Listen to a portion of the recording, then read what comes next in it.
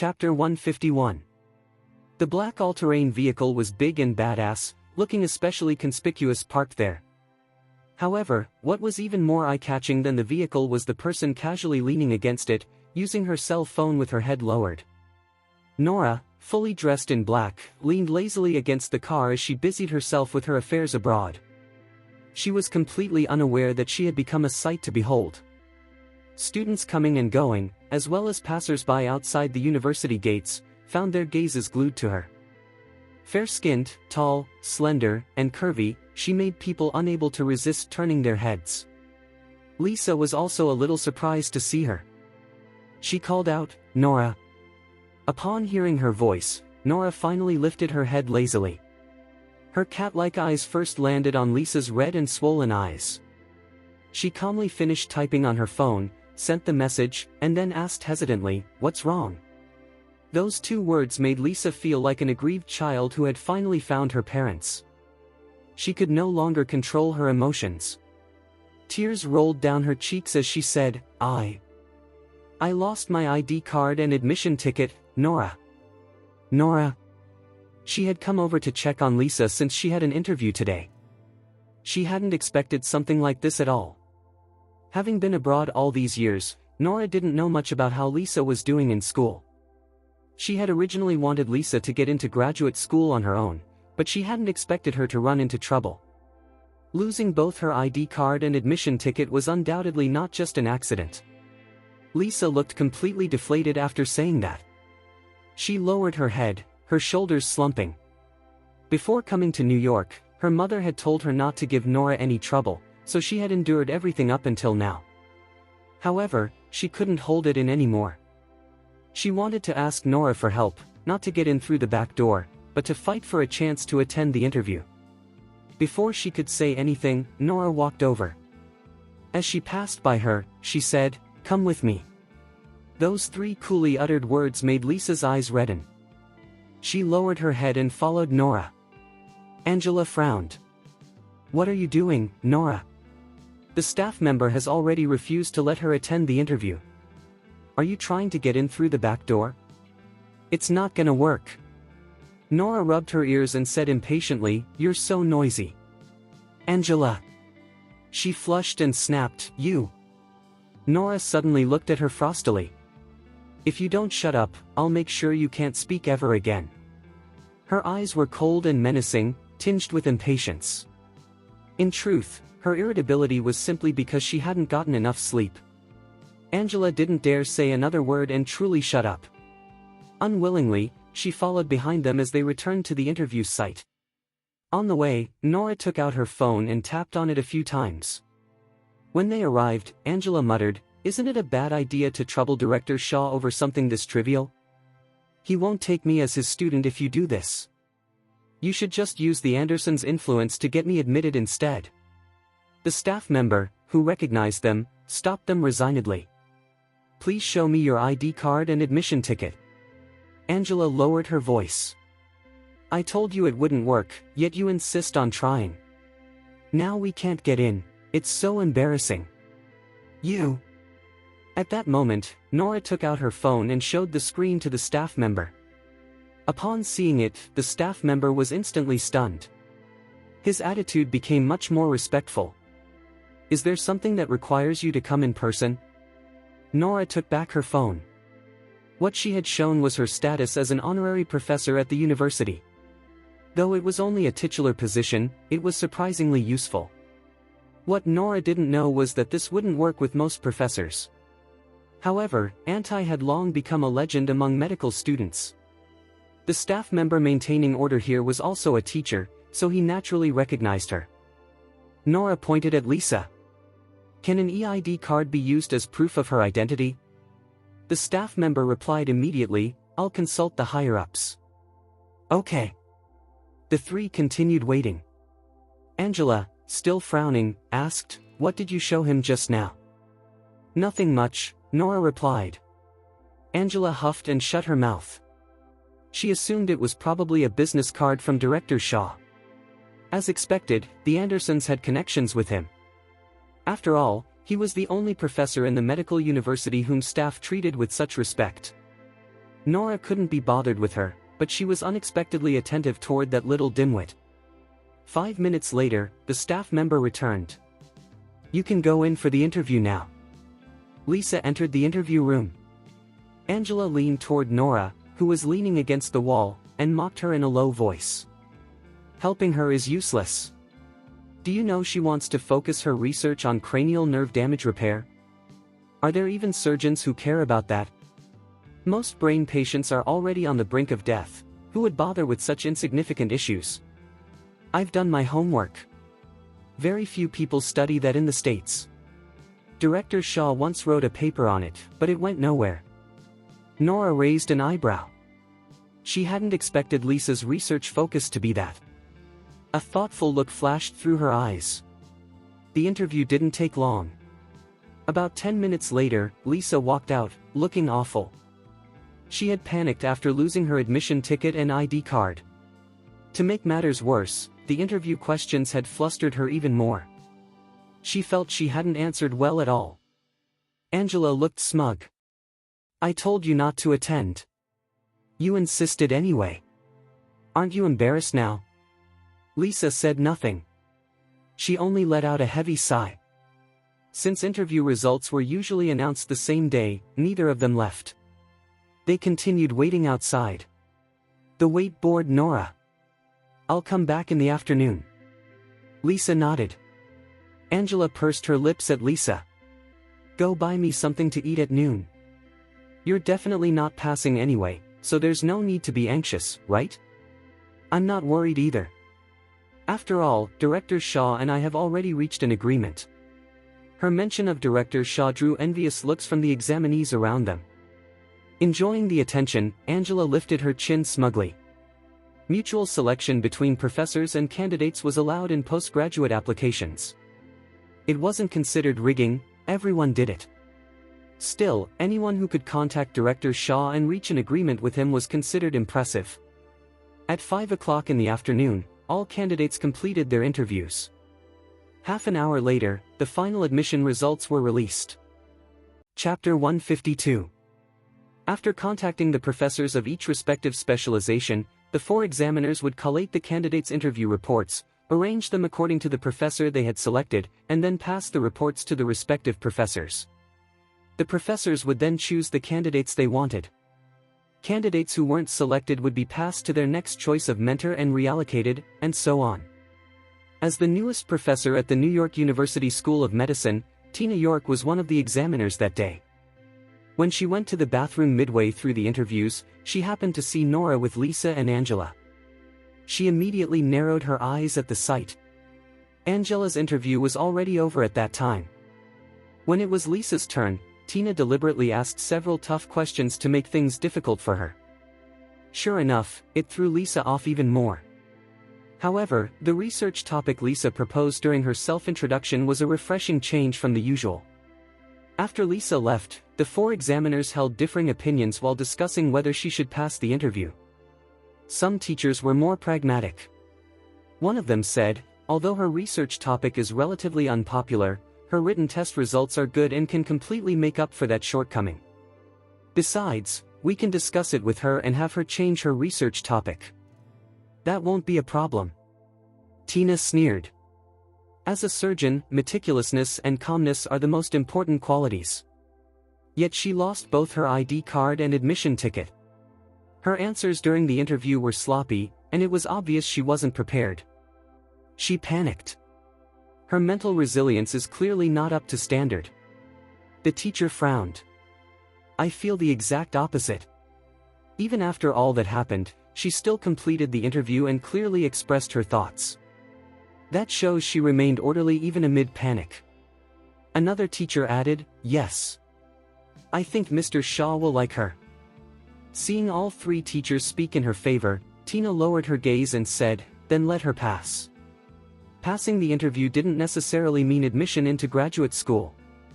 After all the interviews were completed, Tina was responsible for sending Director Shaw the information of candidates who wanted to become his postgraduate students.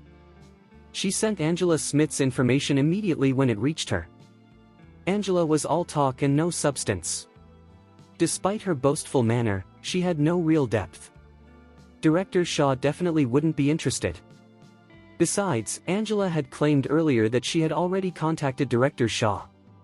If her information wasn't submitted, he would naturally inquire about it himself. As for Lisa Black, Tina lifted her head and glanced at the other three teachers.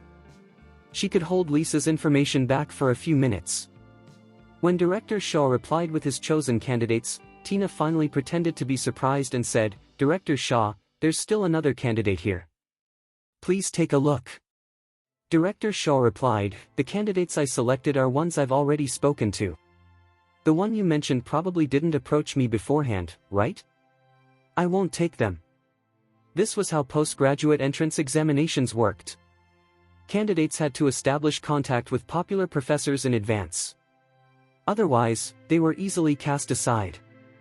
Tina looked at Angela's rejected data, then at Lisa's data that she hadn't even submitted, and the corners of her lips curled upward. Her gaze lingered on Angela's information again as she recalled how she had secretly mocked her earlier. Outside, Nora, having finished her work, slowly walked over. Almost the moment she reached the entrance, the door opened and someone came out to announce the interview results. "William Lewis, Dr. Sullivan has accepted your application." "That's great." A young man jumped up excitedly. Some rejoiced, while others grieved. After nearly half the candidates' names were announced, Lisa clenched her fists tighter and craned her neck nervously toward the room. Beside her, Angela sneered. "It won't help even if you shove your head right inside." At that moment, someone came out holding Director Shaw's admission list. "Next is the list of candidates accepted by Dr. Shaw. There are 5 in total.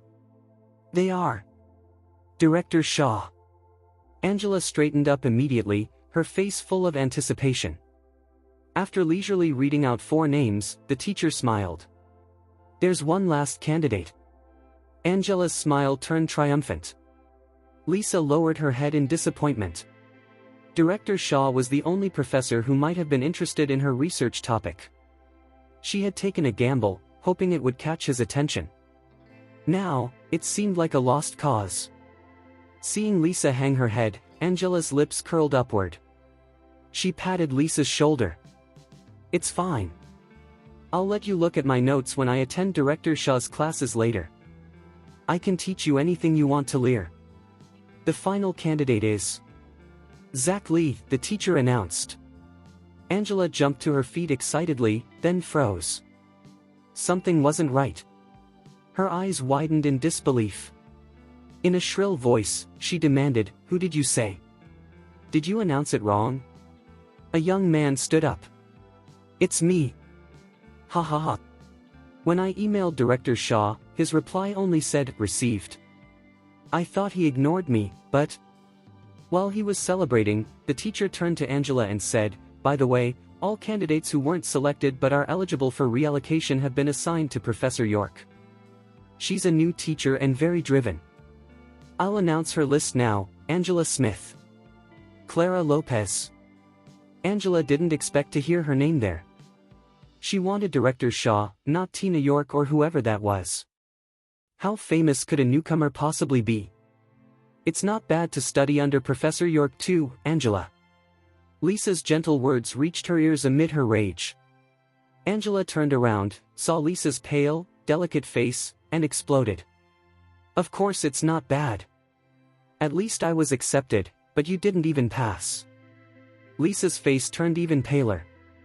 Angela unleashed her frustration mercilessly. "I was wrong. Any random Tom, Dick, or Harry can't become Director Shaw's postgraduate student, yet you still dared apply for him. You really think highly of yourself.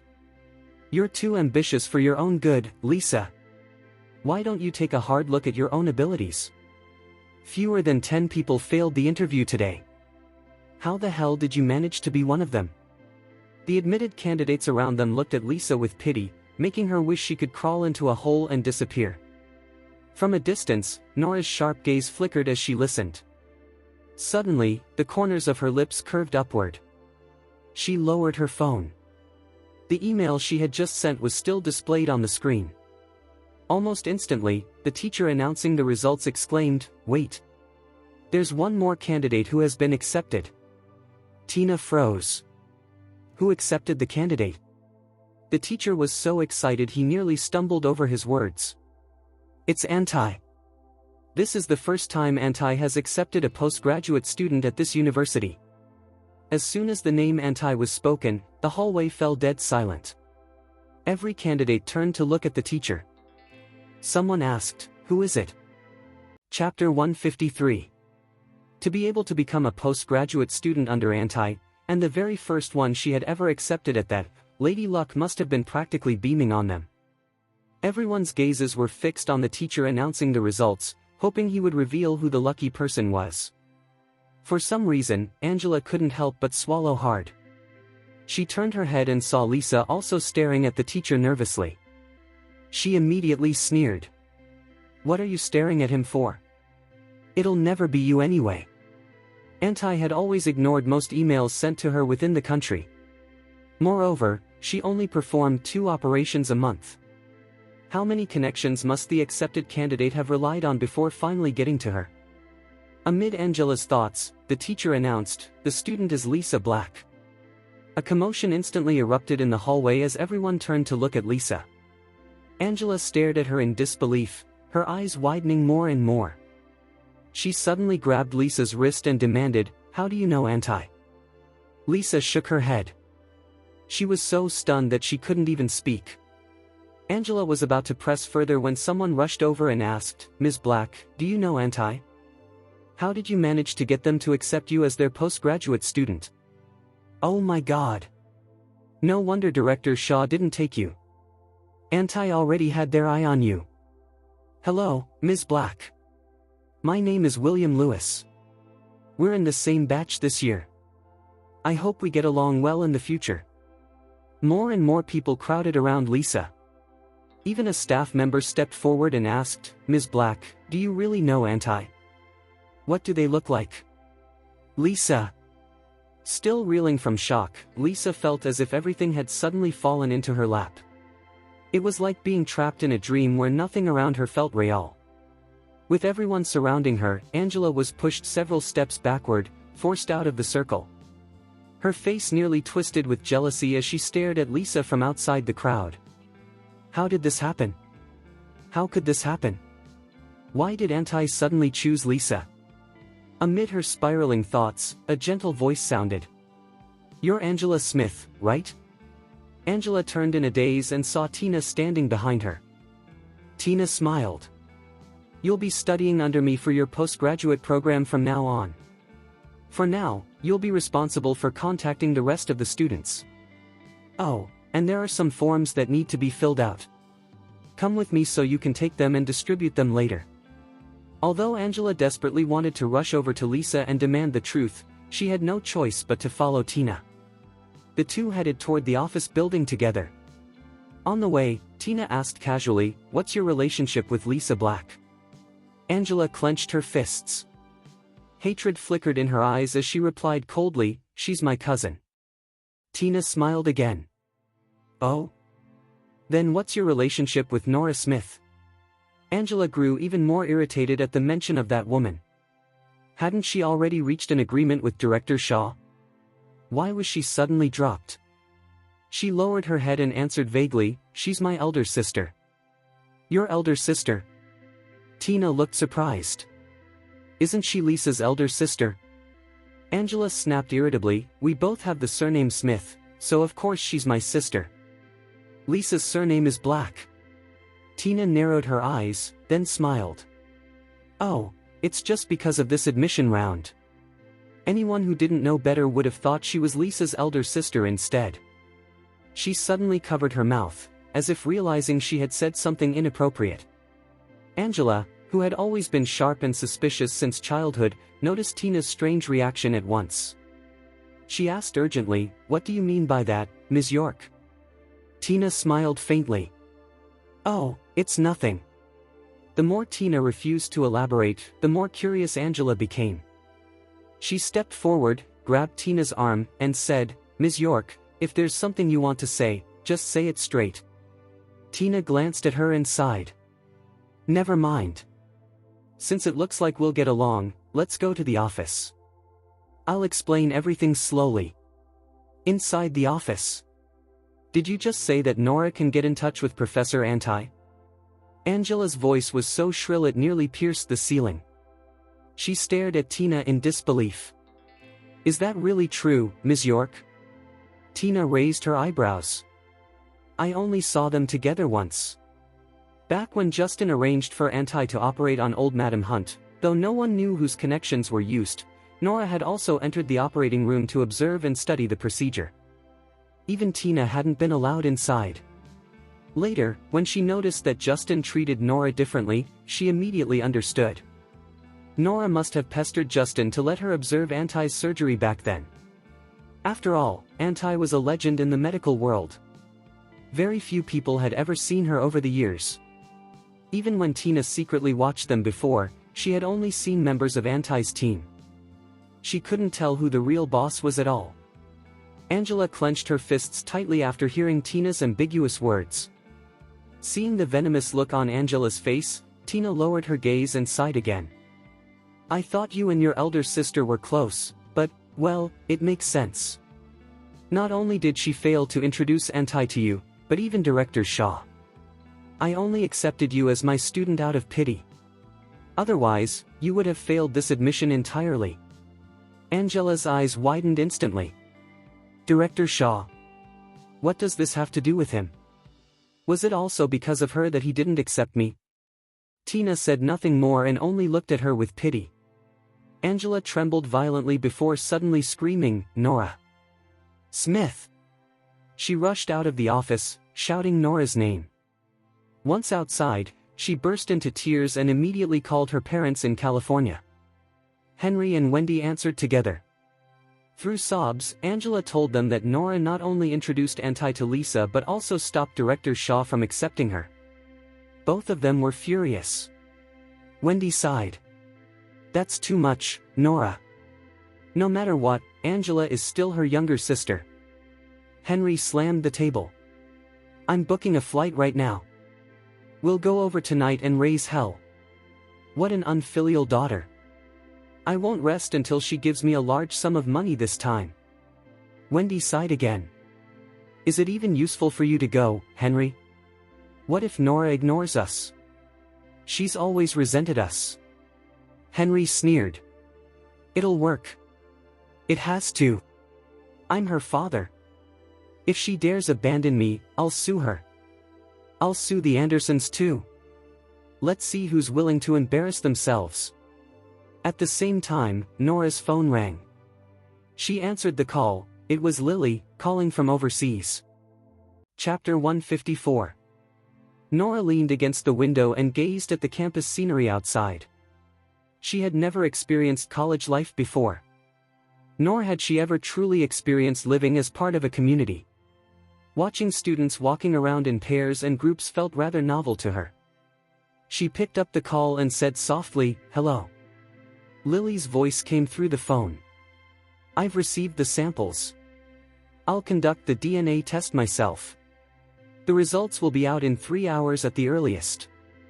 For International Express mail to arrive the very next day, the delivery process must have already been expedited." Nora replied calmly, "Okay." She hung up and glanced once more at Lisa, who was still surrounded by people. Despite everything that had happened, the girl was neither arrogant nor anxious. Her eyes remained as innocent as ever. Nora smiled and turned toward Director Shaw's office.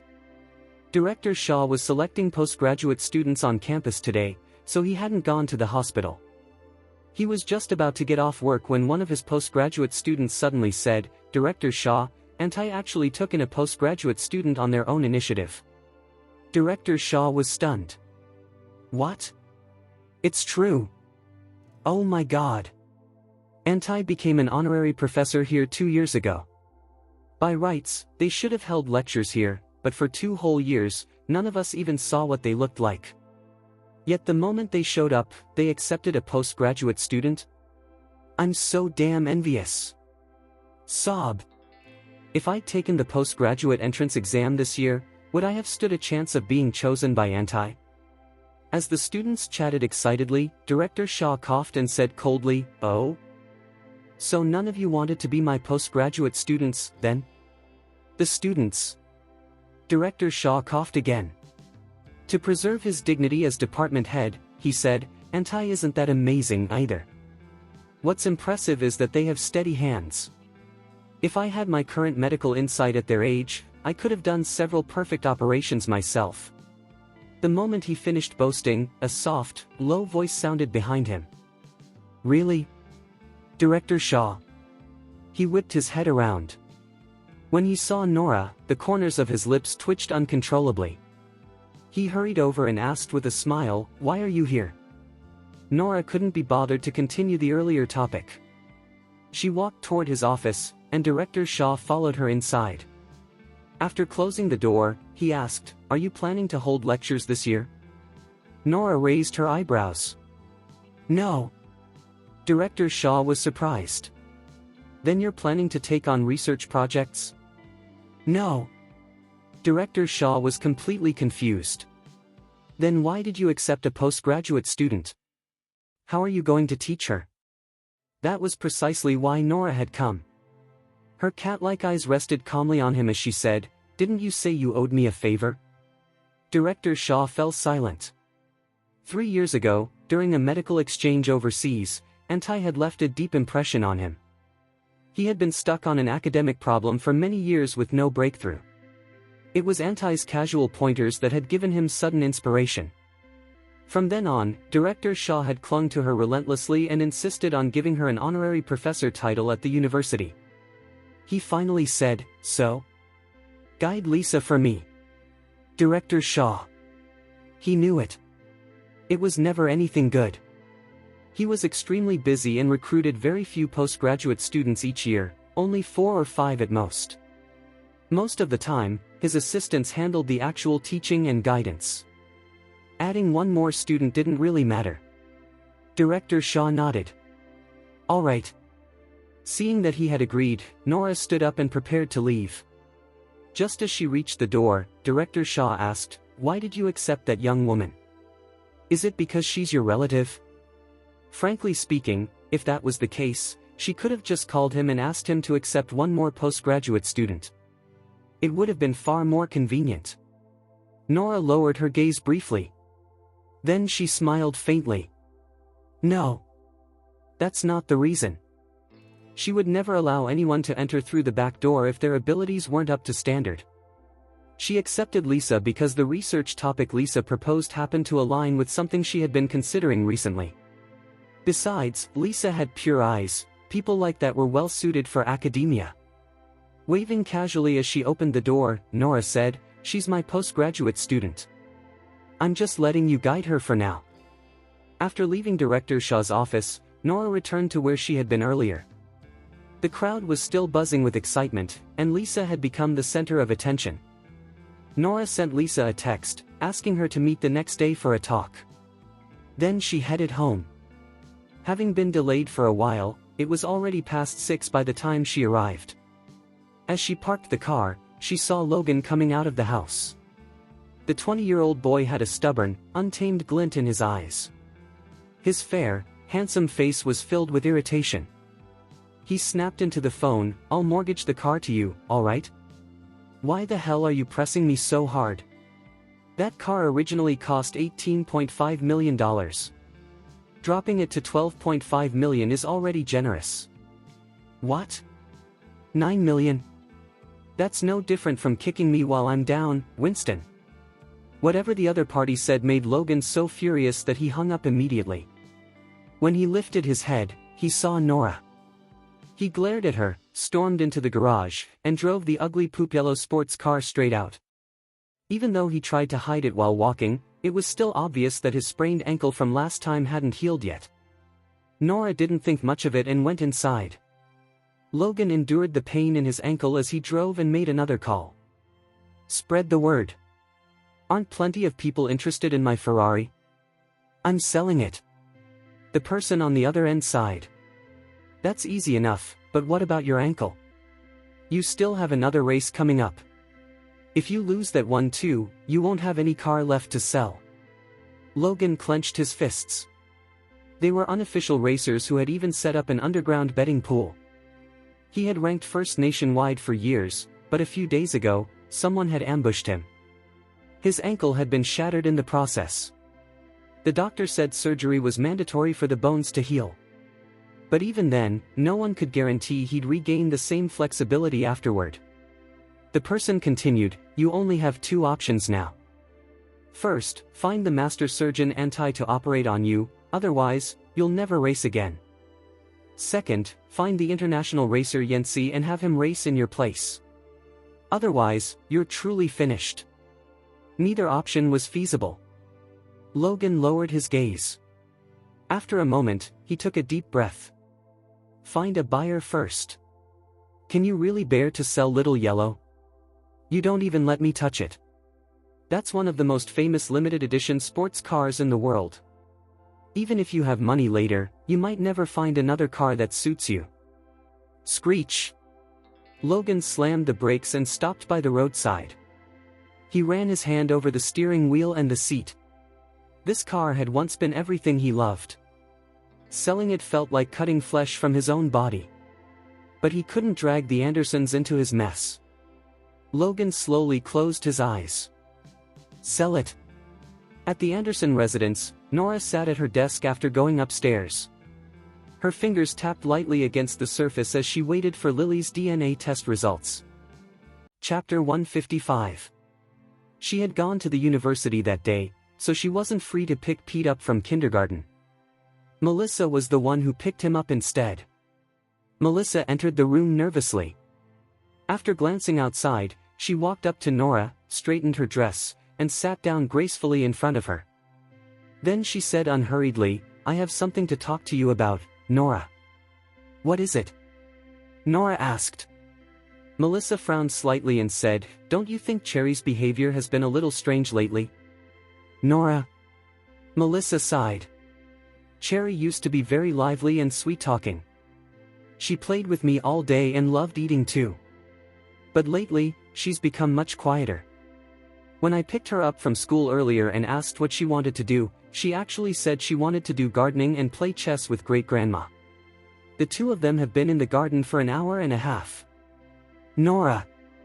Melissa said sincerely, "I know you're a good girl and that you treat your child very well, Nora, but you really need to spend more time with her when you can.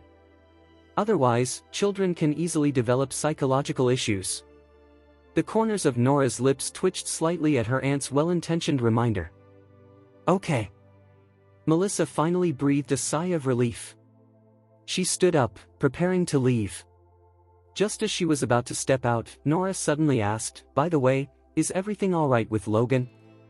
The boy's earlier behavior had made her feel a little uneasy. Had he run into some kind of trouble? Melissa sighed when she heard the question. "That boy never tells me anything. I don't know what he's doing outside at all." Sigh. "But even though he's a bit stubborn and belligerent, he's actually a very kind boy. Forget it. Let's just leave him be." Melissa waved and went downstairs. Beep. Beep. Nora's phone vibrated twice.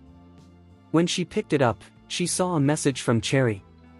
"Mommy, Princess Lucy sent me a picture of her new car. Isn't this pink Ferrari adorable?" Little Lucy was a friend Cherry had made when her aunt, who lived abroad, brought her to the UK. The UK had a queen and princesses in the royal family. Lucy, the second princess, had immediately hit it off with Cherry. The two girls added each other on Facebook so they could chat. When Lucy asked for Cherry's contact information, Cherry told her that she only used Facebook Messenger. Lucy even registered a brand new private Facebook account just for her. Princess Lucy had only one friend on that account, Cherry. Nora ignored the message. Perhaps because she noticed her mother hadn't replied, Cherry sent another message after a while. "Mommy, Cherry also wants a sports car like that, yeah." She even added a pitiful emoji at the end. Nora scoffed. She lazily picked up her phone and sent a voice message. "If you want something, then buy it yourself." That sports car was the same model as Logan's poop yellow one. It was a limited edition that had already been discontinued. Only a few dozen units had been produced in the country that year, and most of them were already in the collections of wealthy individuals.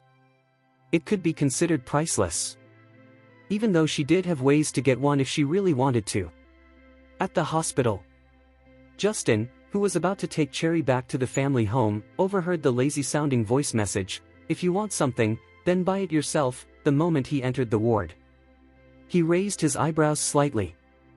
Had the chance to please his daughter finally arrived? Justin coughed lightly and asked, "What do you want to buy, Cherry?" Cherry was sitting on the hospital bed with her lips pouted, secretly complaining that mommy must have been too lazy to buy it for her. When she heard Justin's question, her big round eyes immediately lit up. "Daddy, I want a Ferrari sports car like this. In pink, yeah."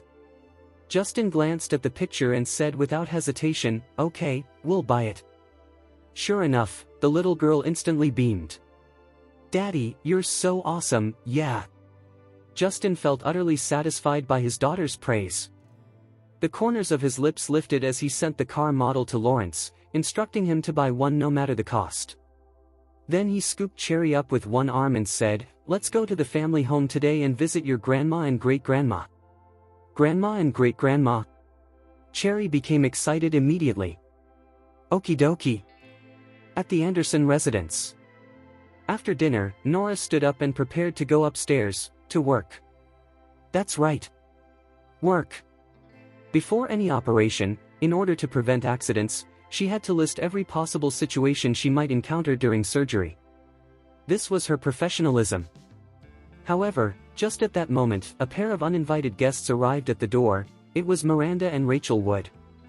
As soon as Rachel entered, she frowned at Nora. She resembled Melissa somewhat, but her jaw was tense, and displeasure was written all over her face. Melissa asked hesitantly, "What's the matter?" Miranda's eyes were red, and tears streamed down her face as she said, "I was blind to pick on you all those years, Melissa. I was wrong, okay? Please forgive me." Ever since their real estate investment failed, the Sonnets hadn't been able to recover their funds.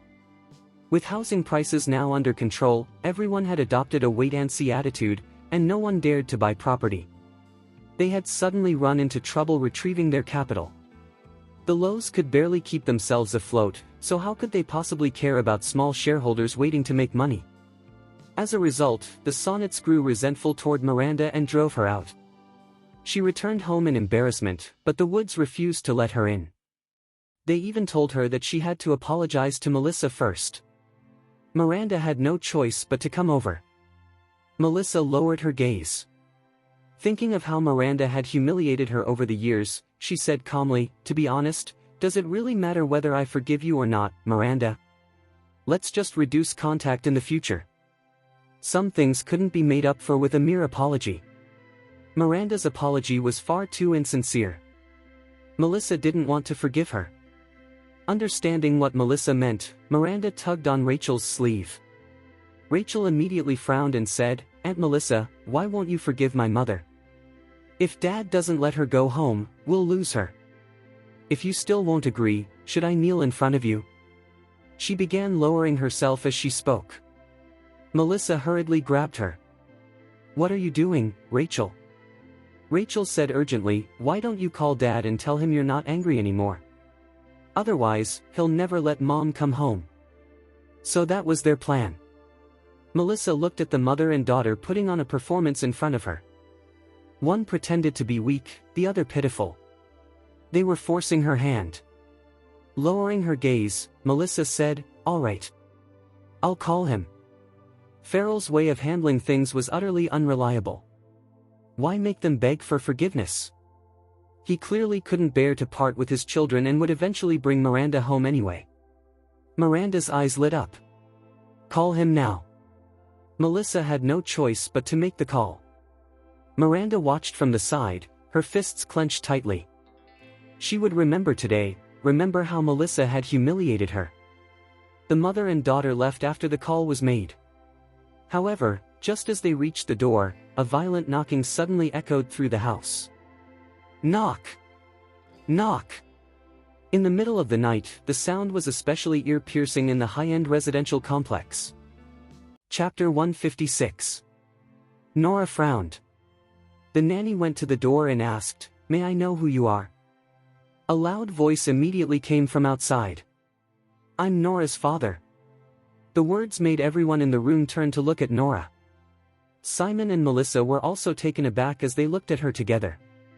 Nora raised her delicate eyebrows.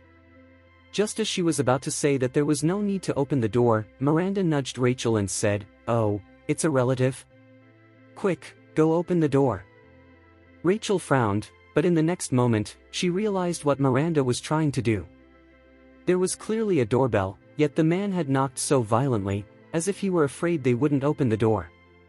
This clearly showed that the two families were not on good terms. Her eyes lit up as if she were about to watch a show. She jumped up and ran toward the door, saying, "Oh, I'm the youngest here. I'll go open it." "Nora." With no other choice, Nora followed behind her. By the time she walked out of the living room, Rachel had already opened the door. Henry was cursing angrily, "Why did you take so long to open the door? Is it because we're not welcome here?" Rachel stepped aside politely and said, "Why wouldn't you be? Please come in." Henry was a little surprised, but he still walked in with Wendy. Just as the two were about to enter the living room, someone blocked their way. Henry frowned. "What is the meaning of this, Nora? Are you stopping us from going in?" Nora stood at the entrance to the living room, blocking their path. Her voice was low and cold as she said, "If you have something to say, then say it here." She didn't want to cause trouble for the Anderson family. Henry sneered. "Is this how the Andersons treat people? Actually stopping family members from entering the house?" Nora retorted coldly, "Are you even family?" Henry shouted toward the living room, "I'm the Andersons' son-in-law. Ever since your daughter married me, I've never once met my in-laws. I heard that Mom is still alive, so I came to pay her a visit." After saying that, he tried to force his way inside. Unfortunately for him, Nora stood firmly in front of him like a human barrier. Henry tried to shove her aside, but although she looked slender and light, he couldn't move her at all. It was as if her feet were nailed to the ground. Henry was furious. His eyes narrowed, and he suddenly shouted into the room, "Mom! Your son-in-law is here to visit you." As soon as he said that, Mrs. Anderson, who could no longer sit still, walked out of her room. Her daughter had abandoned the outstanding and brilliant Ian Smith and run away from home. Later, she married Henry. Although Mrs. Anderson had never asked anyone about it, she was still curious about what kind of man he was. The elderly woman said, "Nora, let them come in and talk." Only then did Nora step aside. Melissa was talking to Miranda when they entered. She said, "Why don't you go back with Rachel first, Miranda? We have guests." However, Miranda replied cheerfully, "I know, Nora's father, right? Come to think of it, he can also be considered our relative. I should meet him too, so we don't end up strangers in the future." As a result, the living room suddenly became crowded.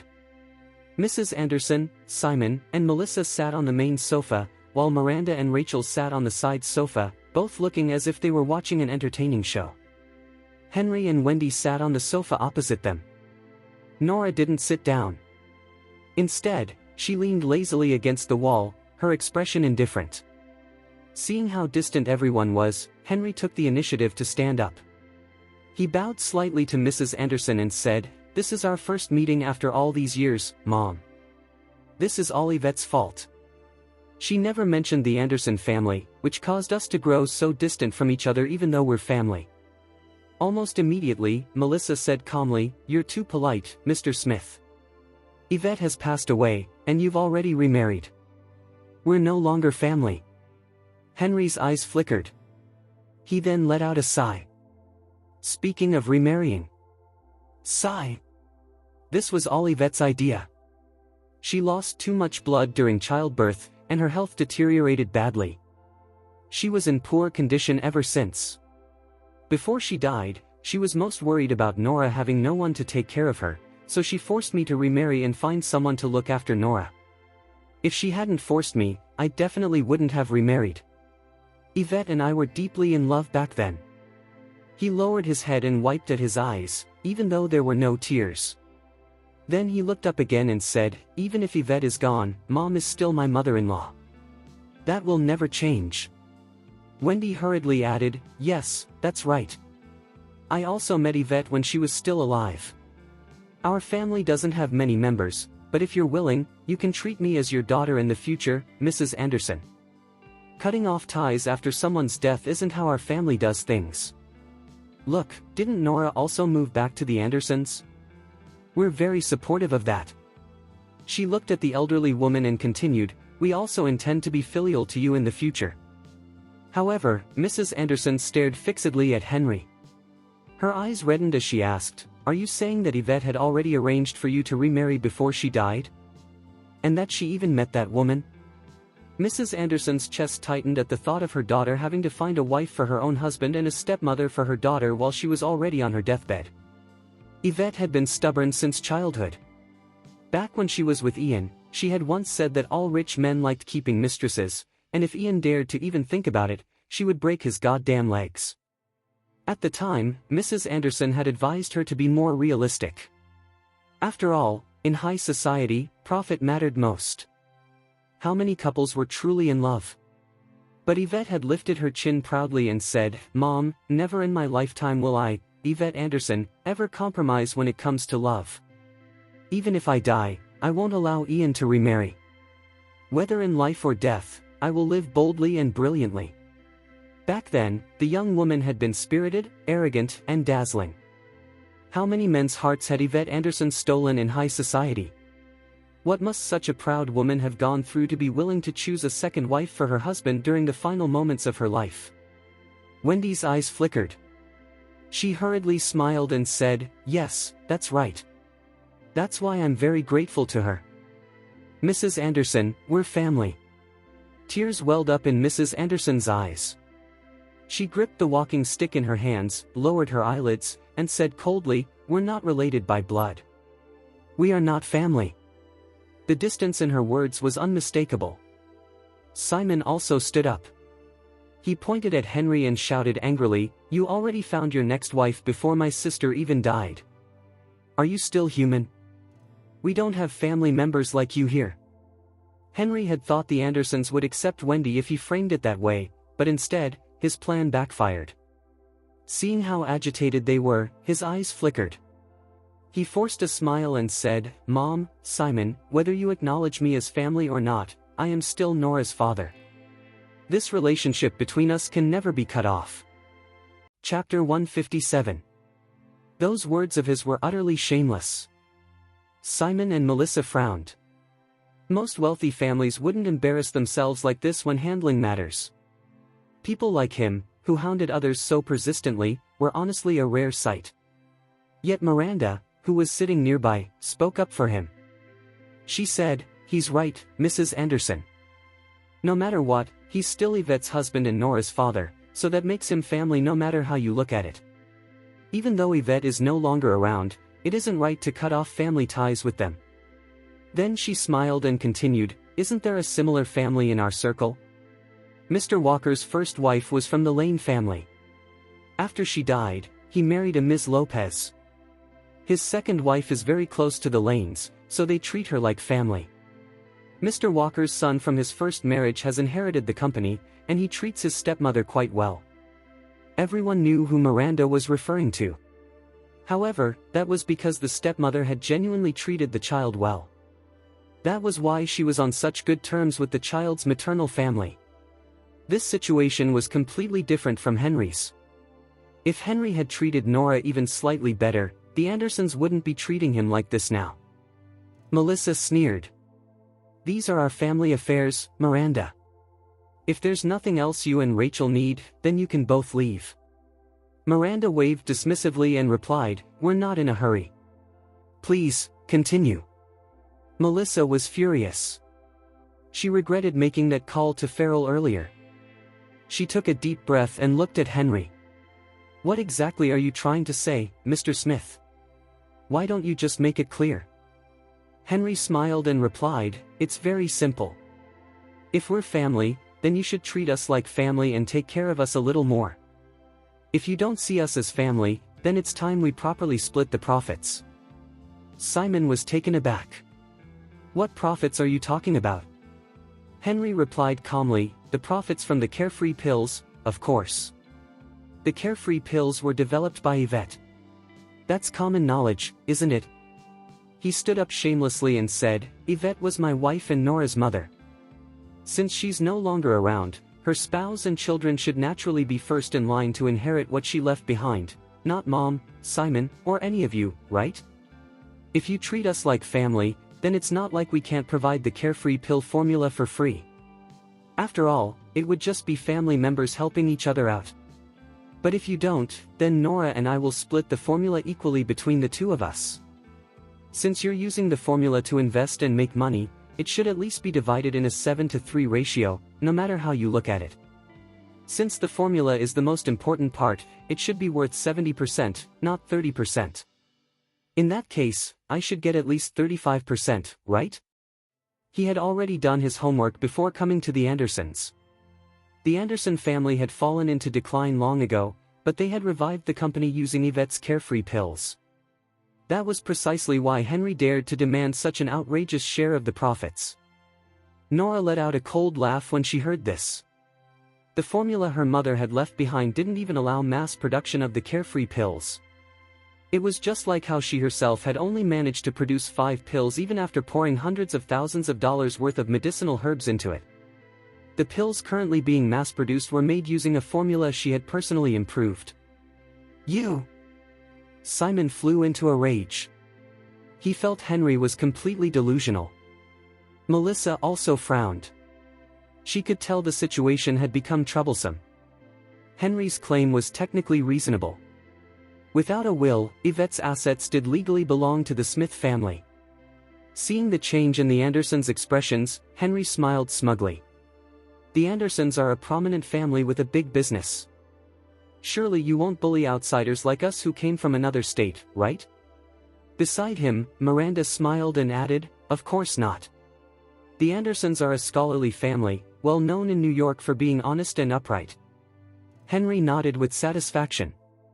That's good. In that case, Simon, when will you show me the accounts?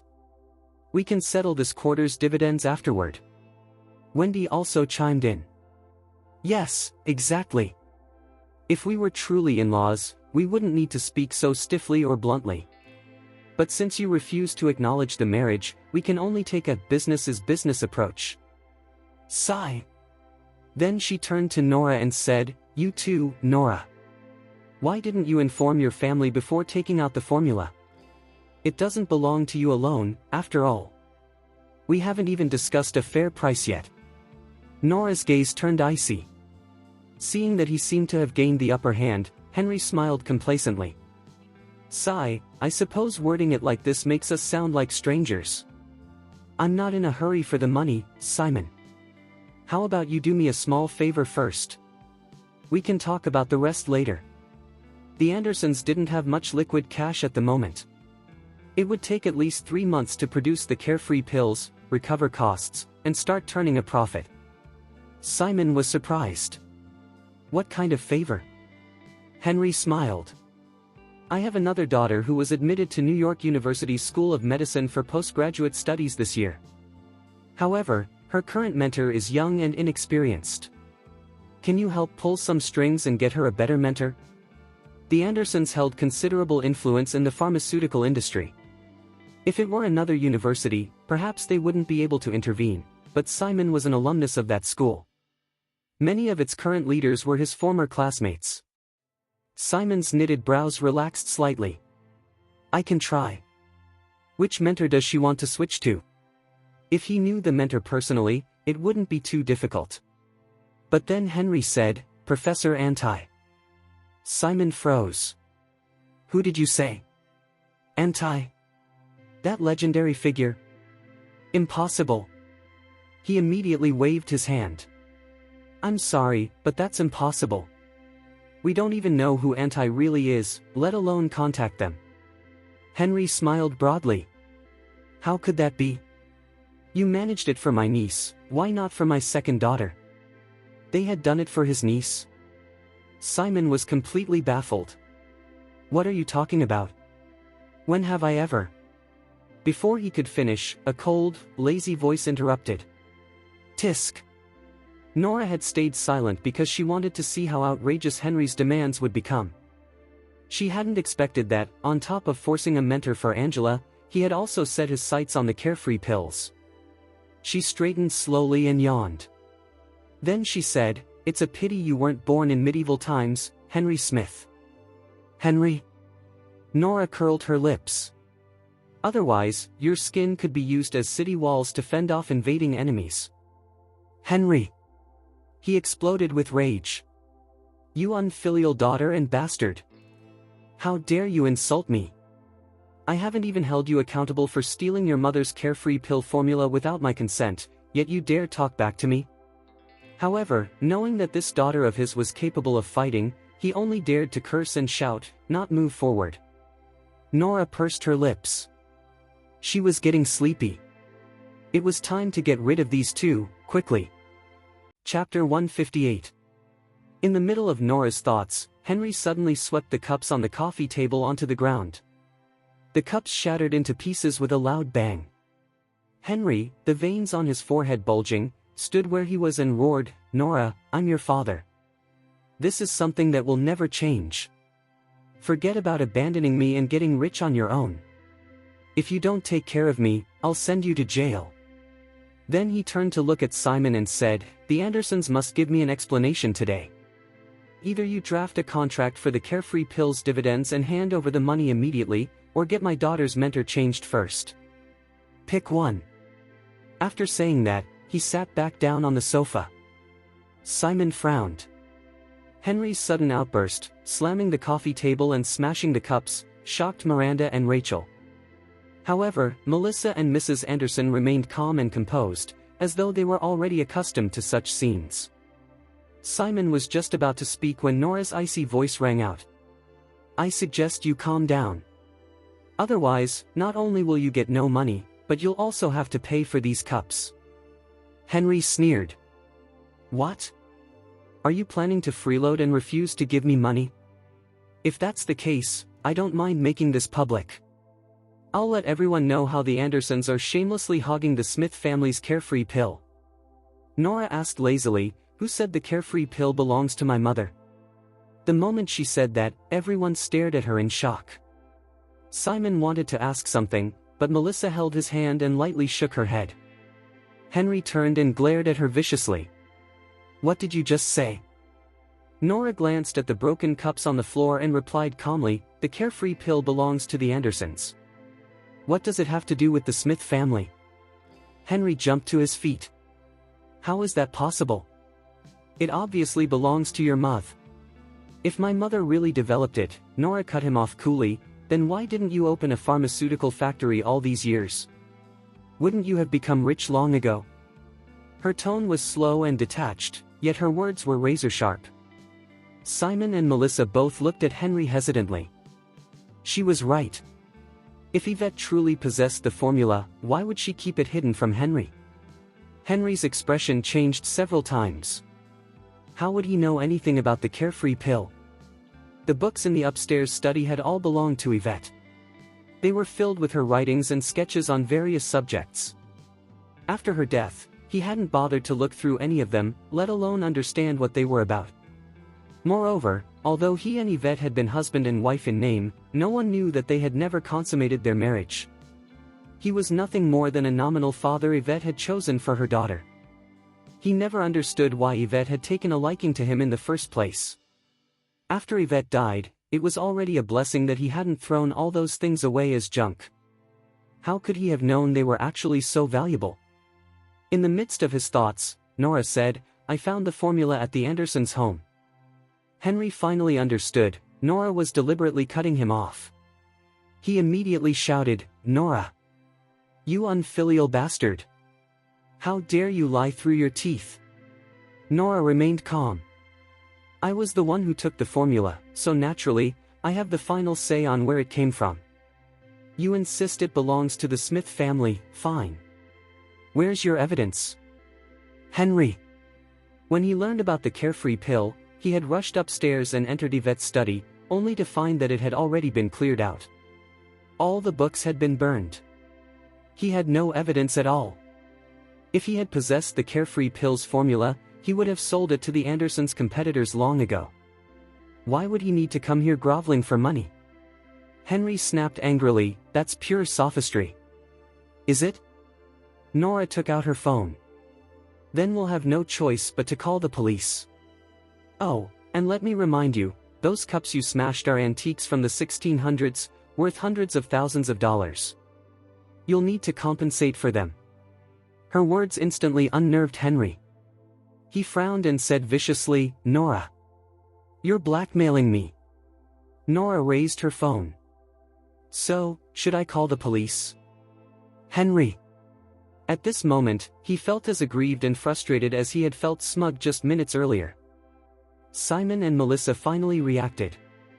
Simon stood up and said coldly, "The carefree pill may be rumored to have been developed by Yvette, but it was actually developed by the Anderson family. Mr. Smith, you can't just come here and snatch things without evidence. Do you have any proof? If not, what you're doing amounts to slander." Melissa's voice was gentle yet firm. "If you continue harassing us, Mr. Smith, we will call the police." Seeing the Andersons turn hostile, Henry instantly panicked. He exchanged a glance with Wendy. The wealthy families of New York were indeed far more formidable. Henry was afraid. He coughed and said, "No matter who the carefree pill belongs to, we're still family in the end. What's wrong with helping my second daughter change her mentor?" He then looked at Nora. "You'd rather help your cousin than your own younger sister? Nora, how can you be so narrow-minded?" Nora yawned, acting as if she hadn't heard a word. She pointed toward the door.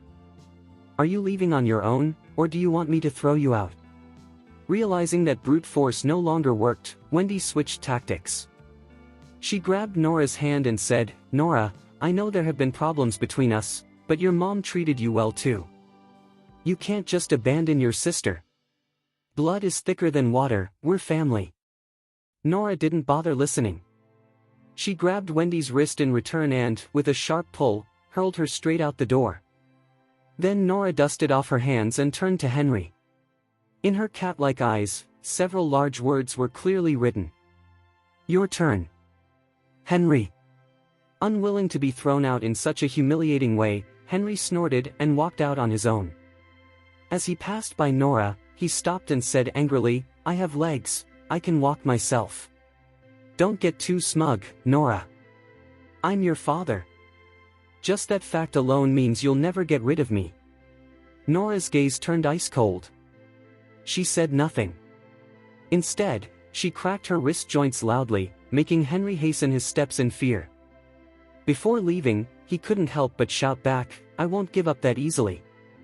After the two disgusting people finally left, Nora went upstairs. The moment she entered her bedroom, her phone rang. She glanced at the screen, it was Lily. When she answered, Lily said excitedly, "Auntie, the DNA test results are out." Nora raised her eyebrows. Lily laughed and asked, "So, is it you who isn't your father's biological daughter, or is it your younger sister?" Chapter 159. Nora was taken aback by Lily's words. Before the DNA test, she had already mentally prepared herself for the possibility that she might not be Henry's daughter. But now that the truth had truly been laid before her, aside from a brief moment of surprise, she felt more relieved than anything else. Nora lowered her gaze and looked out the window. She suddenly felt a sense of release.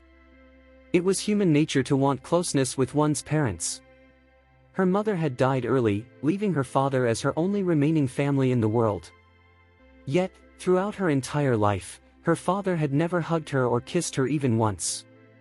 There were times when she felt an unbearable sense of envy watching Henry carry Angela dotingly in his arms. During those moments, she would sink into deep depression and shut herself off from the world. Back then, the young Nora couldn't help but wonder if it was because she was too unlikable. Was that why her father despised her? Later, she closed off her heart completely and never opened it to anyone again. Everyone who knew her said she was cold and heartless, but that was only because no one had ever taught her what love was. In her world, she had always been alone. But now, it turned out that it had never been her fault. It wasn't that she wasn't lovable enough for Henry to care, it was simply because he was never her father in the first place. Nora lifted her gaze. Then, she lowered her head and looked at the strands of hair she had yanked off Henry's head when she kicked him and Wendy out earlier. The corners of her lips curled into a faint smile. "In that case," she said calmly, "let's test all of them." Even though the result was already clear, it was still better to compare her DNA with Henry's, just in case. Perhaps sensing her urgency, Lily replied immediately, "Okay. I'll arrange for someone to collect the samples right away." Even the fastest courier couldn't compare to having someone deliver them personally. All of Lily's DNA tests had always been conducted outside the country. 10 minutes later, someone arrived to collect the hair samples. They boarded the earliest overnight flight and flew straight to Lily's location. 10 hours later, the samples reached her. Lily skipped sleep entirely and conducted the DNA test herself. 4 hours later, the results were finally out. Henry and Wendy stood outside the Andersons' villa after being thrown out. They glared at the building with venom and stomped their feet in fury. Wendy couldn't resist provoking him. "Honestly, Nora is unbelievable. How can she turn her back on us the moment she strikes it rich?" Henry's face was flushed red with rage. He ground his teeth as the veins on his forehead bulged. "That unfilial bitch. I'm going to sue her." Wendy frowned. "But will the authorities really do anything? And do we even have the money to hire a decent lawyer anymore?" Her questions irritated Henry even more. Just then, Miranda and Rachel also exited the Andersons' villa. Although the Woods family car was parked outside, they didn't get in. Instead, they walked over to Henry and Wendy. Miranda sighed dramatically. "My younger sister is truly heartless. The Andersons are being far too cruel about this." Rachel pursed her lips. "Exactly. Does Nora really think she's an Anderson now? A shameless woman who got pregnant before marriage is now abandoning her own father? That's absolutely unforgivable." Henry and Wendy hadn't expected such words. They were momentarily stunned. Wendy was the first to recover. She stepped forward, grabbed Miranda's arm, and said pitifully, "We're really suffering. Not only did we painstakingly raise her into adulthood, but she was sickly as a child, so we were constantly taking her to the hospital. Who would have thought she'd grow up to be so rebellious? We only scolded her a little after she hurt us, but now she's acting distant and cold toward us." Sigh. Miranda immediately responded, "That won't do at all." Rachel chimed in from the side. "Look how pitiful they are, Mom. Why don't you help them?" Miranda hesitated. "But, she is still your aunt, after all." Rachel straightened her back. "It's only right to stand on the side of justice instead of blindly protecting family, Mom. You know that. Come on, help them." Miranda sighed deeply. "All right. I do happen to know a friend." The night passed peacefully. Before going to bed, Melissa was still worried. "Your father is a real piece of work, Nora. Do you think they'll come back to cause trouble?" Nora replied calmly, "There's always a solution to every problem, Aunt Melissa. Don't worry." Melissa nodded and went downstairs. She complained to Mrs. Anderson, Yvette was such a proud woman. Why did she ever choose such a shameless scoundrel? Mrs. Anderson let out a heavy sigh. Everything in life is predestined. Simon also sighed deeply. The three of them exchanged glances before finally looking upstairs toward Nora's bedroom. Melissa sighed again. Her mother died young, and her father never loved her. The most pitiful person here is Nora. Her father humiliated her today and even made a scene in front of outsiders. She must be devastated. Simon nodded. How was she when you talked to her? Melissa replied softly, Nora is too sensible. She's always been someone who only reports good news, never bad. Even when you ask how she's doing, she always says everything is fine. How could she possibly tell us how much she's hurting? She's probably crying alone upstairs right now. Simon and Mrs. Anderson felt their hearts ache instantly. However, the Nora they believed was secretly crying had already taken a shower and fallen asleep, holding her son in her arms. The night passed quietly. The next day was the weekend, so Pete didn't have to go to school. Nora was finally able to sleep in, but she was abruptly awakened by loud noises downstairs. She frowned and got out of bed. The moment she stepped out of her room, she heard Simon's furious shout from below. "We are not accepting any interviews." Melissa's voice followed, sharp and warning. "If you don't leave immediately, I'm calling security." A woman's unfamiliar voice replied calmly, "Good morning. Acting like this won't solve anything. I'm Roxanne, a reporter. Ms. Smith's father contacted us and said she's refusing to acknowledge her family after being taken in by a wealthy household. We're here to mediate." Simon shouted, "Turn off the camera first." Roxanne replied smoothly, "Please don't get agitated, sir. This is a live broadcast. The more emotional you become, the more the audience will think you're in the wrong. Let's all calm down. Why don't you explain what really happened? After all, you're family. There's no family conflict that can't be resolved." Melissa frowned. "We don't need mediation." Roxanne continued unhurriedly, "You are not Miss Smith, so you cannot speak on her behalf. May I ask where Miss Smith is?" At that moment, Henry's voice rang out smugly. "She's probably still sleeping. That daughter of mine has been fat and lazy since she was little. She never gets out of bed until the sun is high in the sky." Chapter 160. Roxanne asked, "What's going on, Mr. Smith? Doesn't she have a job?" Henry stood in front of the camera for the livestream. With a frown and a pitiful expression, he replied, "No, she's unemployed. When she lived with us, she mooched off her aunt and me. I also heard that she hasn't worked at all since the Andersons took her back. It's already 10 in the morning, yet she's still asleep. She doesn't even take care of her child and just leaves him to fend for himself." Sigh. Melissa immediately retorted, "Nora sleeps in because she's in poor health. She lost a large amount of blood during childbirth, so she doesn't have much energy and needs more rest than ordinary people. Also, ever since she moved to the Andersons, Nora has never asked us for living expenses. She has her own source of income." Wendy sighed softly. "That's because you don't know where her income comes from, Melissa. It comes from the small company her mother owned before she passed away. There are thousands of dollars in dividends every month." Melissa was about to speak again when Henry clasped his hands behind his back and said sternly, "I'm here today only for my child. I'm not trying to take her away from you. But I'm still her father, after all. How can the Andersons take her away the moment they found her and then forbid her from contacting me? We're family. Blood is thicker than water." As he spoke, his eyes turned red. Henry was actually fairly good-looking. He had a square face, thick eyebrows, and large eyes, making him appear upright and honest. His performance immediately sparked heated discussion among the netizens. Comments flooded Roxanne's livestream at an astonishing speed. "She's refusing to acknowledge her own father? What kind of bullshit reasoning is that? After becoming a princess, Cinderella thinks her real father is too shabby now? The Andersons have really gone too far. They look decent, but how can they stop a father and daughter from acknowledging each other? She's still sleeping at this hour? Sounds like a useless woman. What's the point of bringing her back? Damn, is this what rich people live like? That house looks insanely luxurious." All kinds of comments filled the livestream.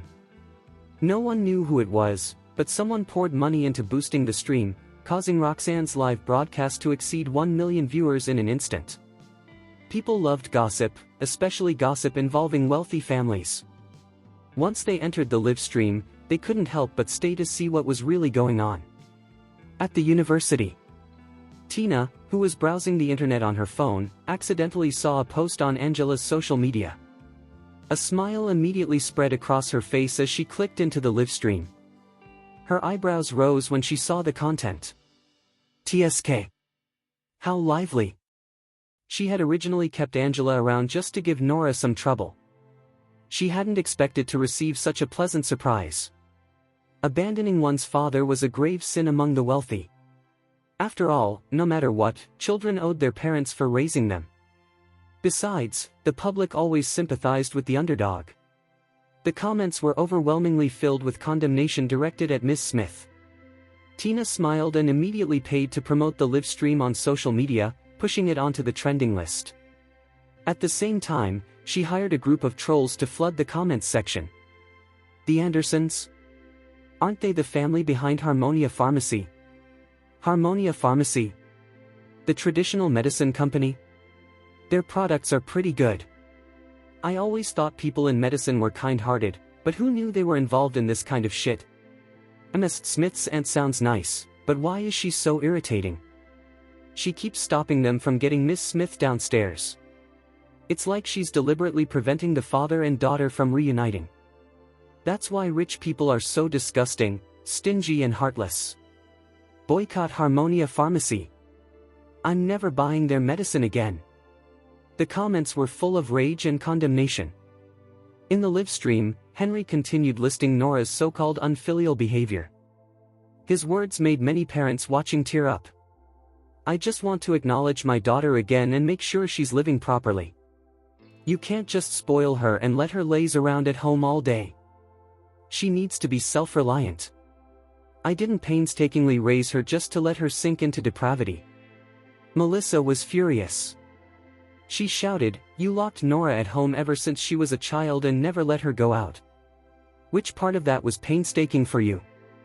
Henry sighed deeply. Yes, she was in poor health, so schools didn't want to accept her. On top of that, she had low self-esteem because she was so fat, so she refused to attend school. I was the one who taught her at home and raised her into an adult. Melissa snapped back, "You raised her? It's already a blessing that you didn't starve her to death." Henry's eyes flickered the moment she said that. At that moment, Wendy began crying. That's too much, Melissa. Nora has been fat since she was a child. We fed her whenever she wanted. How could she have gone hungry? If she had been starving, would she have become that fat? Melissa. Her obesity was caused by hormone injections. After receiving those injections, even drinking plain water would cause weight gain. How could these two distort the truth so shamelessly? Wendy lowered her head, covering her mouth as she sobbed. The only time I didn't keep an eye on Nora was when she went out and messed around, ending up pregnant before marriage.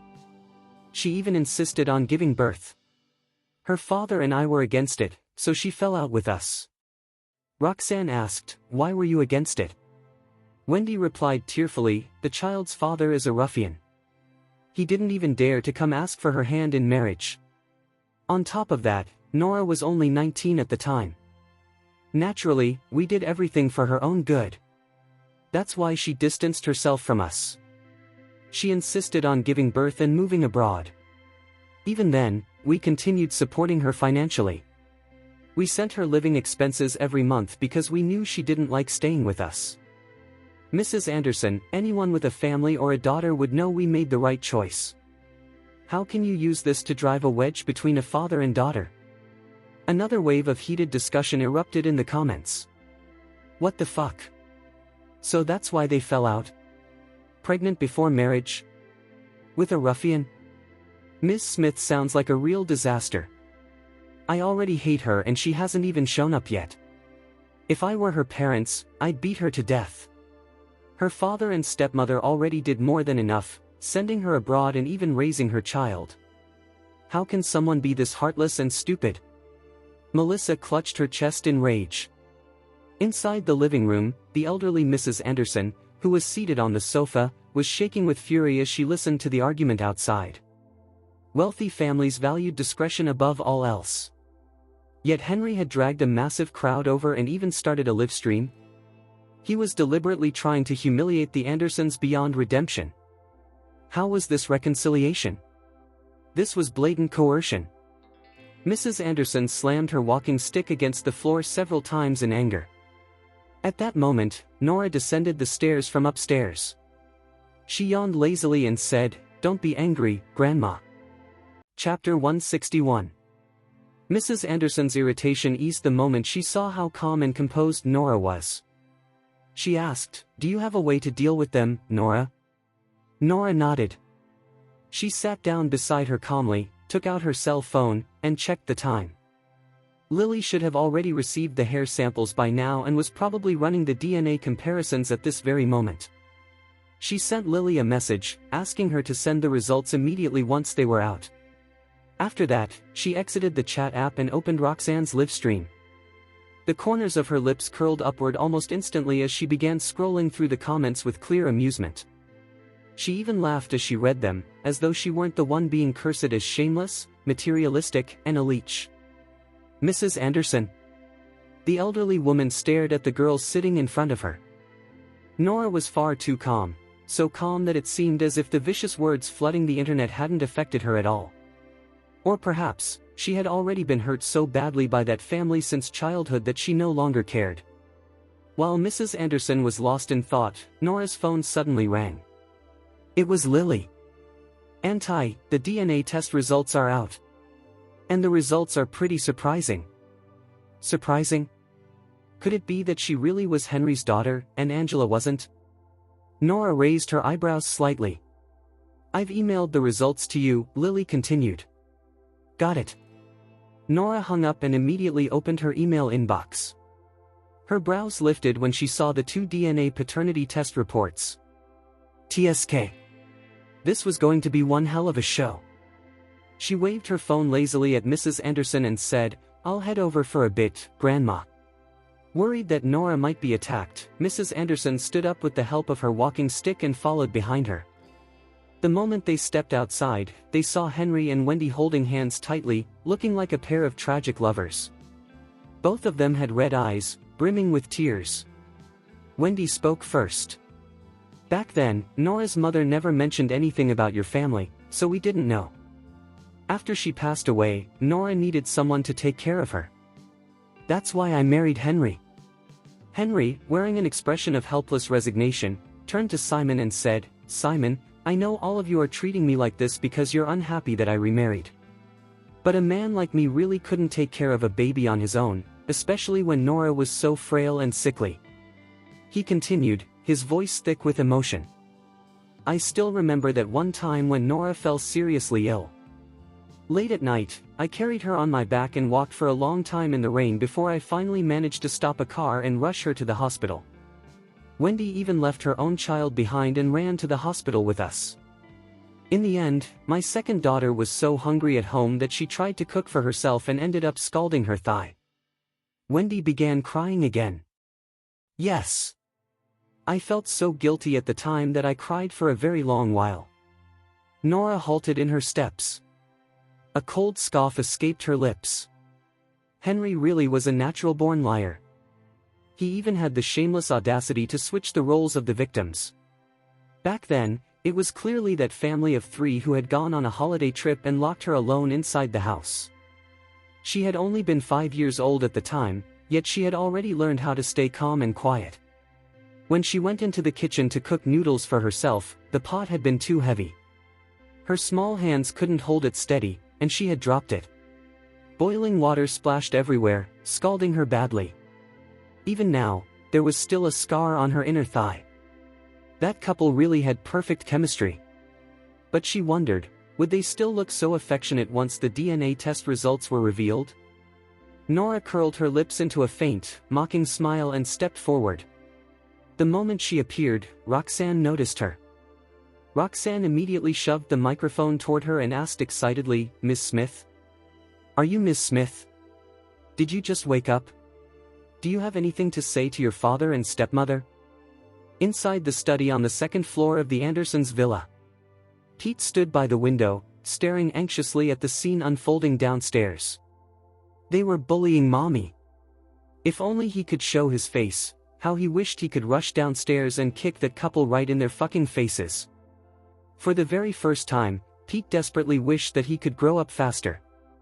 Once he grew up, he would protect the people he wanted to protect, no matter what. He secretly recorded a video of the chaos downstairs and sent it to Cherry. At the Hunt's family home, Cherry was playing with her Barbies alongside Justin when her phone beeped. She picked it up, glanced at the video, and instantly exploded in fury. After bullying her elder brother, that disgusting old man was now bullying mommy too. He was way too much.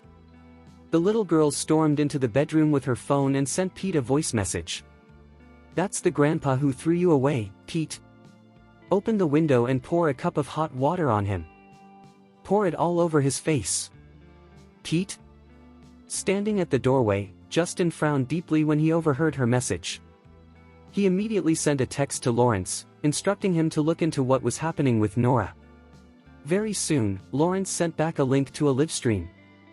Justin tapped it open. The instant he saw what was going on, rage surged through him.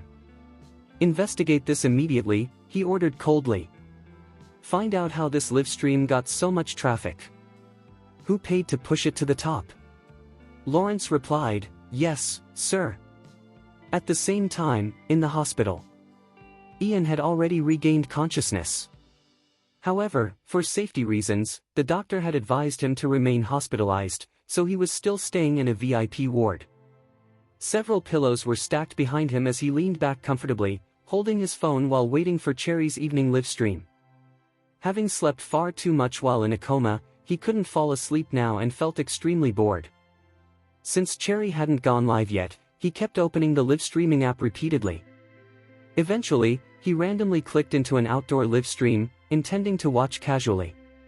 The hottest live stream at the moment already had over 1 million viewers. The moment he entered, Ian saw Simon and Melissa on the screen. His grip on the phone tightened instantly. Ever since Yvette had abandoned him, he had never met any of the Andersons again. Simon looked much older now. He was no longer that reckless young man who used to run wild and hide behind his eldest sister. Ian scrolled through the comments while piecing things together. New viewers kept flooding in, asking what was going on. Some kind viewers explained the situation in the comments, allowing Ian to quickly grasp the full picture. So, Yvette's husband had come to drag her daughter back? Ian was a sharp and perceptive man who understood human nature far too well. Just by reading the comments, he had already figured out the entire situation. His jaw tightened when Henry appeared on screen. So this was the man Yvette had chosen in the end? He wasn't impressive at all. For the sake of money, the bastard had actually gone to his daughter's doorstep and forced her into such a corner. If Yvette knew about this, she would roll over in her grave. The light in Ian's eyes dimmed as a sharp pain stabbed into his heart. If he had a daughter with Yvette, he would cherish her more than his own life. And he would never, ever, allow anyone to hurt her. Chapter 162. Ian lowered his gaze and looked at the comments again. When he was young, Yvette's betrayal had caused his entire world to collapse. Later, after Yvette gave birth, he had decided that he would never meet her again for the rest of his life. He had ignored the matter and paid it no heed even when he heard that the Andersons had brought her daughter back home. He hadn't expected to actually see, through a live stream, the person he had been deliberately avoiding. He had originally planned to exit the live stream after taking a brief look, but now, he could no longer bring himself to do so. Someone was bullying Yvette's daughter. How could he just sit back and ignore it? His brows drew together tightly.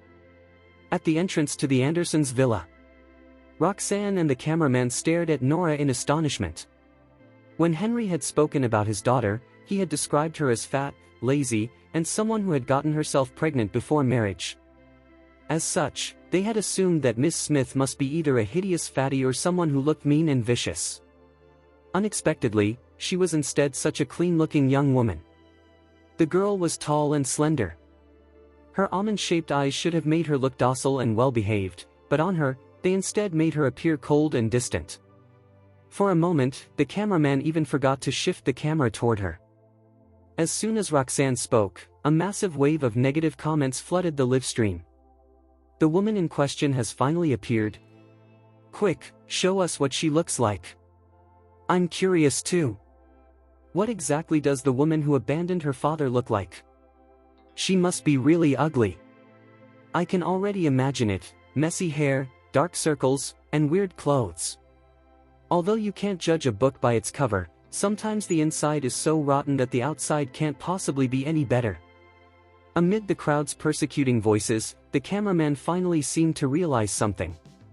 He raised the camera and aimed it directly at Nora's face.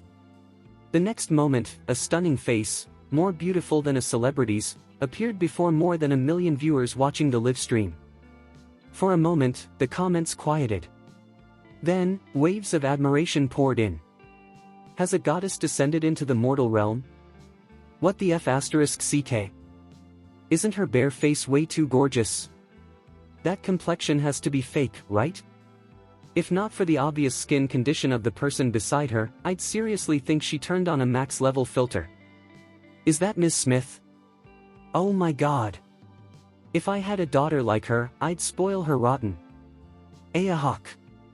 I've been completely conquered by that little missy's looks. Mixed in with the praise were still malicious remarks. What's the use of being pretty? She's still a cold-blooded, heartless bitch. Exactly. Can looks feed you? No, they can't. How can that little missy be so vicious? Falling out with her father just because he wouldn't let her give birth to some ruffian's bastard. And with a face like that, why can't she just get a job? Any job would do. Why does she have to leech off her parents and refuse to work? In the hospital, Ian was stunned into a daze. He stared at the screen in disbelief, at the clear and vivid face that he could barely recall even in his dreams. In the past, people had told him that time healed all wounds. He hadn't believed it back then. But later, he did. After more than 20 years apart, he had nearly forgotten what Yvette looked like. Yet at this very moment, the young woman on the screen was as if Yvette had come back to life. It felt as though he had been dragged 20 years back in time, staring at her the way she had looked when they had parted ways. Even the strong, unyielding spirit she carried was similar. The difference was that this one felt colder, emotionless, whereas Yvette's had been bold and fiery. Ian stared at the video intently, not daring to blink, afraid that she would disappear the moment he looked away. As expected. Her daughter really looked like her. There wasn't a trace of that man in her at all. For some reason, Ian felt a faint sense of comfort. At the Andersons' residence. Nora was unaware of the change in the comments section. She was calmly looking at Roxanne. Seeing that Nora remained silent, Roxanne asked again, "Miss Smith, you look very cultured and well-educated. Now that things have reached this point, do you really have nothing you'd like to say to your father and stepmother?" Nora raised her eyebrows. The next moment, the audience heard her reply indifferently, "I do have one thing to say." Roxanne let out a sigh of relief. "I knew it. You still have feelings for your parents. After all, one shouldn't ignore the kindness of those who raised them. May I ask what you'd like to say to your father?" Nora's lips curled into a smile. "Stay the hell away from me." Those 6 words made Roxanne choke. The comments section exploded even harder. Roxanne's lips twitched as she said, "There's no greater kindness than the love and care parents give while raising their children, Miss Smith. You have a child yourself. Do you want your own child to abandon you when you're old?" Nora thought about it seriously before replying, "They can do whatever they want." "Roxanne?" Nora looked half amused. She hadn't washed up yet and still looked slightly dazed from just waking up. Her hair was a mess, and she didn't look particularly refined, but that only added to her careless and sloppy air.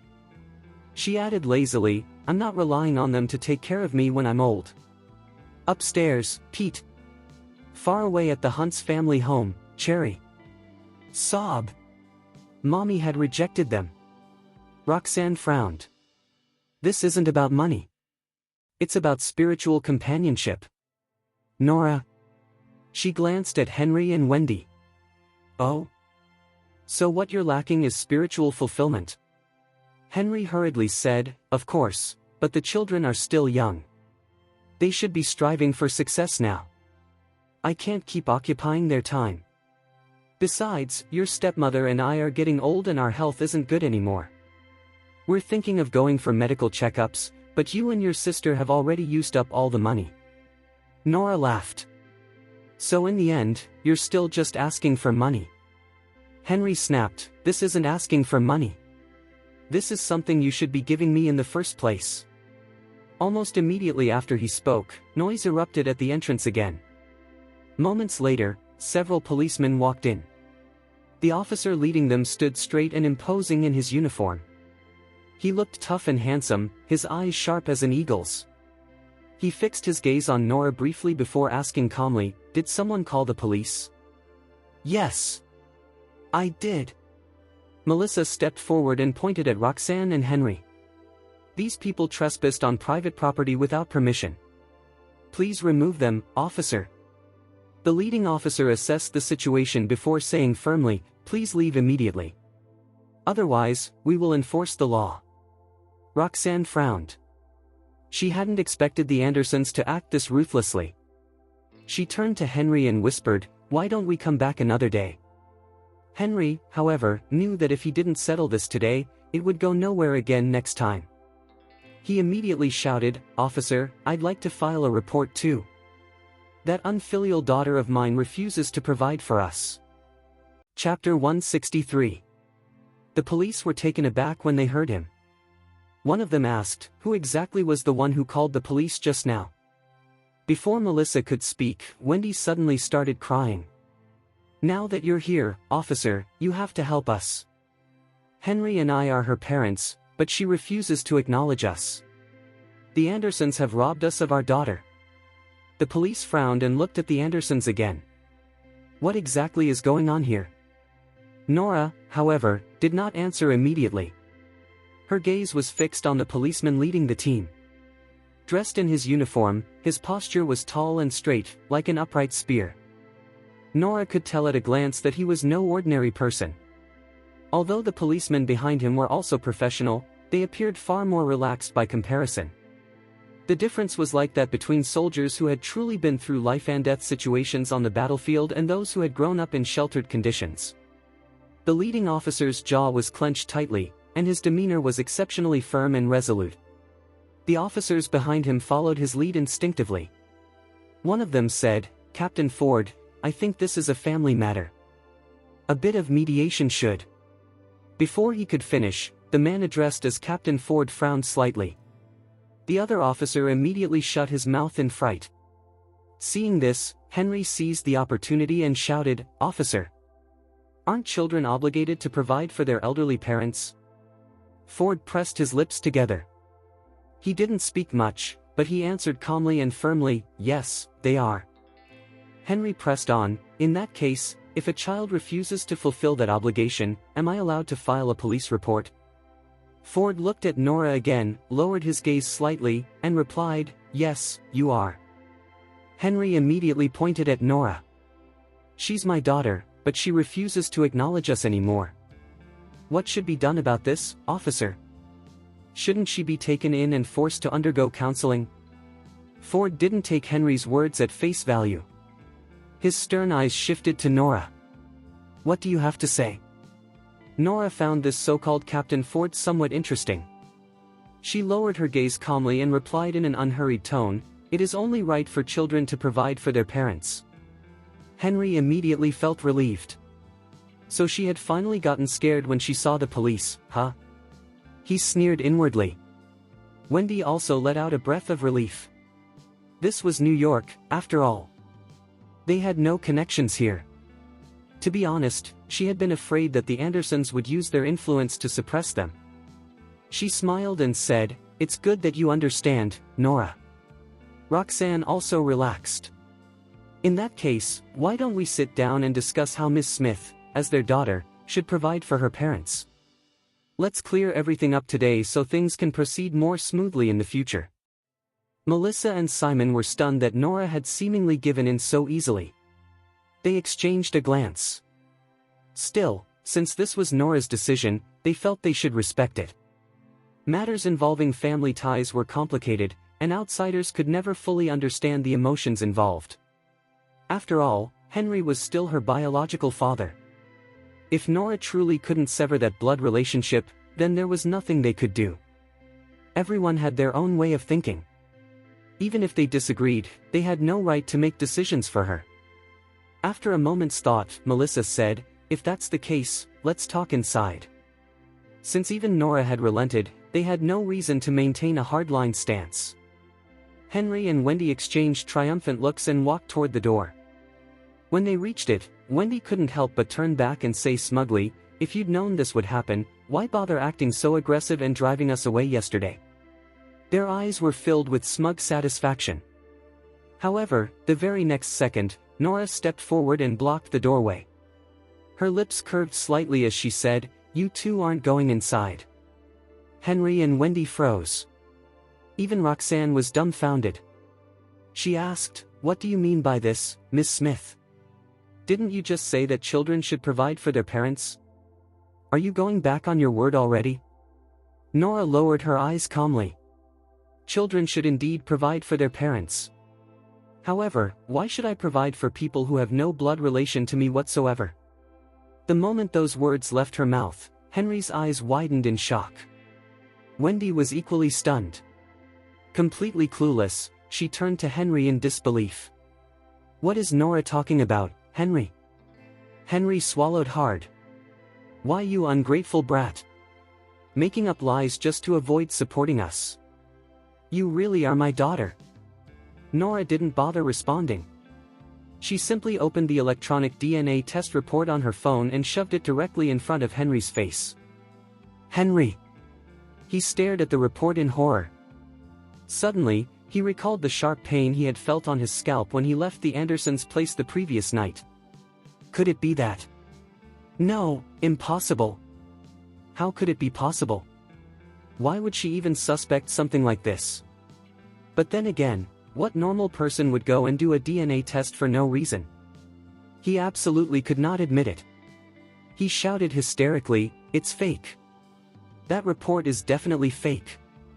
Fake? Nora smiled faintly and ignored him. Instead, she turned to Roxanne. "Roxanne, you're a reporter. You should be well informed. You recognize this DNA testing lab, don't you? ZNS was the most authoritative DNA testing institution overseas. Its credibility was unquestionable, after all, it belonged to Anti."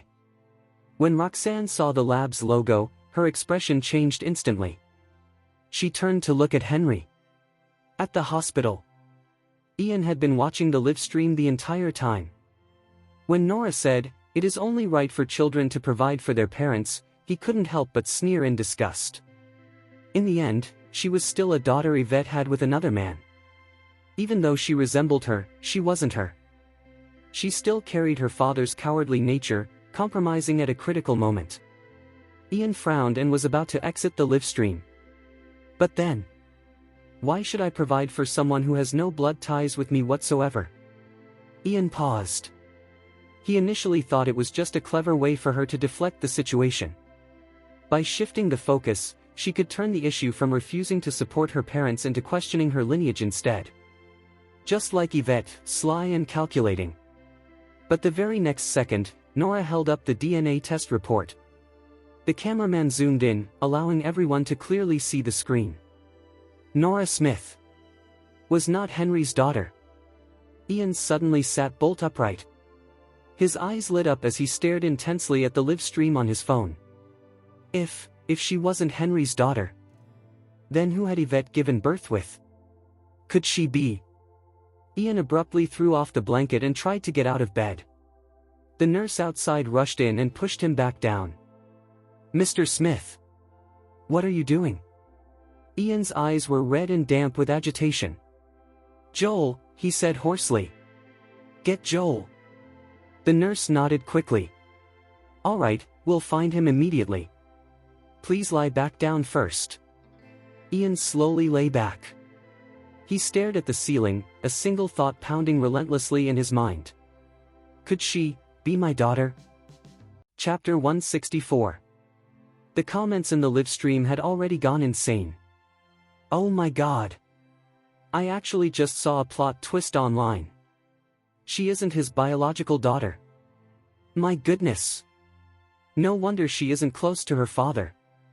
As it turns out, she isn't his biological daughter. That explains everything. That's too biased an opinion. The way I see it, the kindness one shows by raising a child outweighs that of giving birth to the child. Just because she isn't his biological child, does that mean she can just forget how painstakingly he raised her?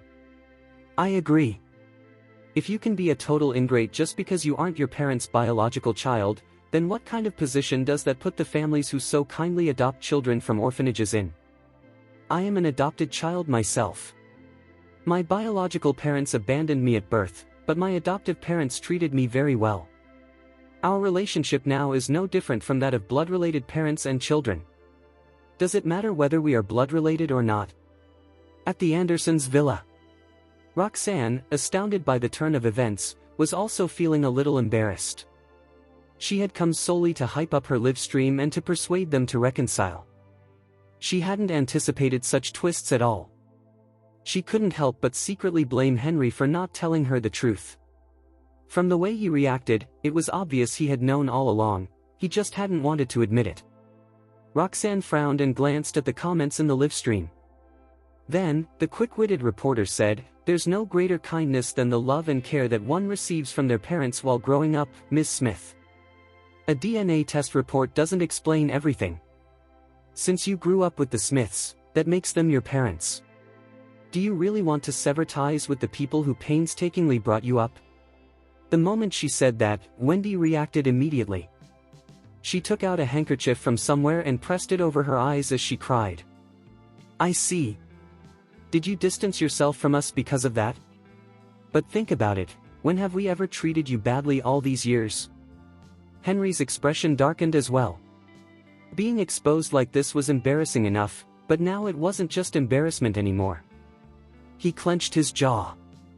"Yes, you are indeed not my biological daughter, but because of my relationship with your mother, I have treated you like my own all these years. I worked so hard to make money so I could provide for you. Are you going to just negate all the kindness I've shown just because you aren't my biological daughter?" Roxanne heaved a sigh. "They're your parents, Miss Smith. Thanks to them, you grew from a helpless baby into the beautiful young woman you are now. As far as I know, you were home until at least 19 years old. You..." The trio joined forces to lecture her. Nora lowered her gaze.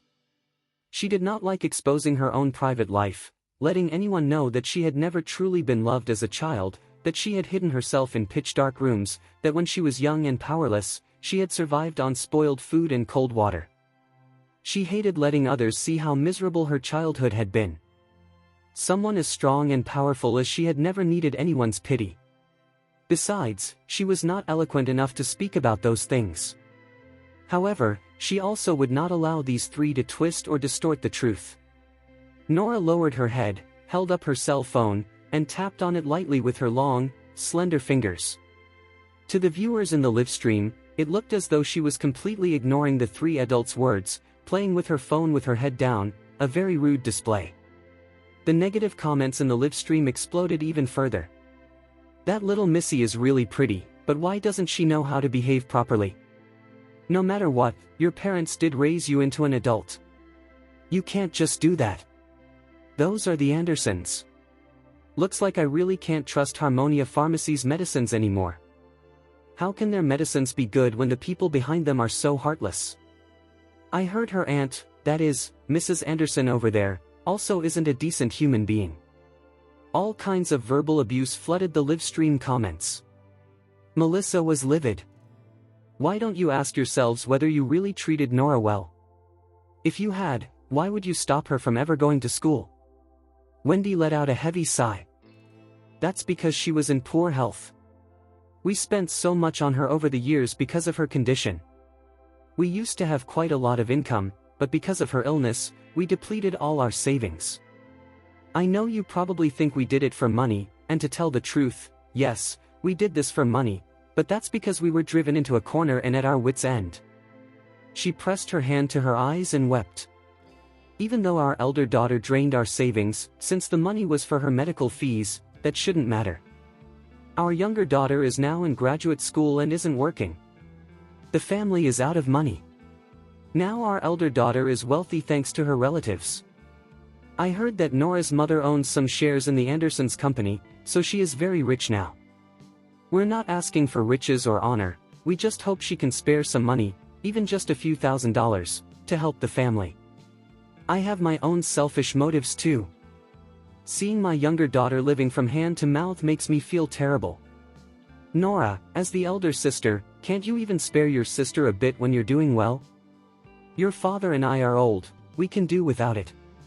We're willing to live on scraps. But your younger sister is such an outstanding girl.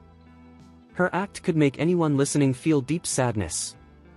Melissa, usually eloquent herself, was astounded by Wendy's shamelessness. Simon was more pragmatic.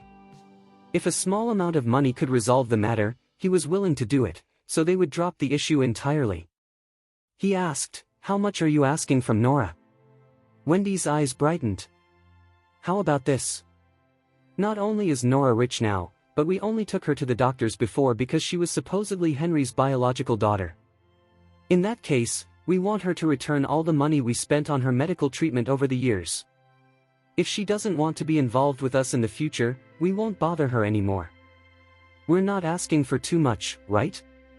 The live stream exploded with supportive comments.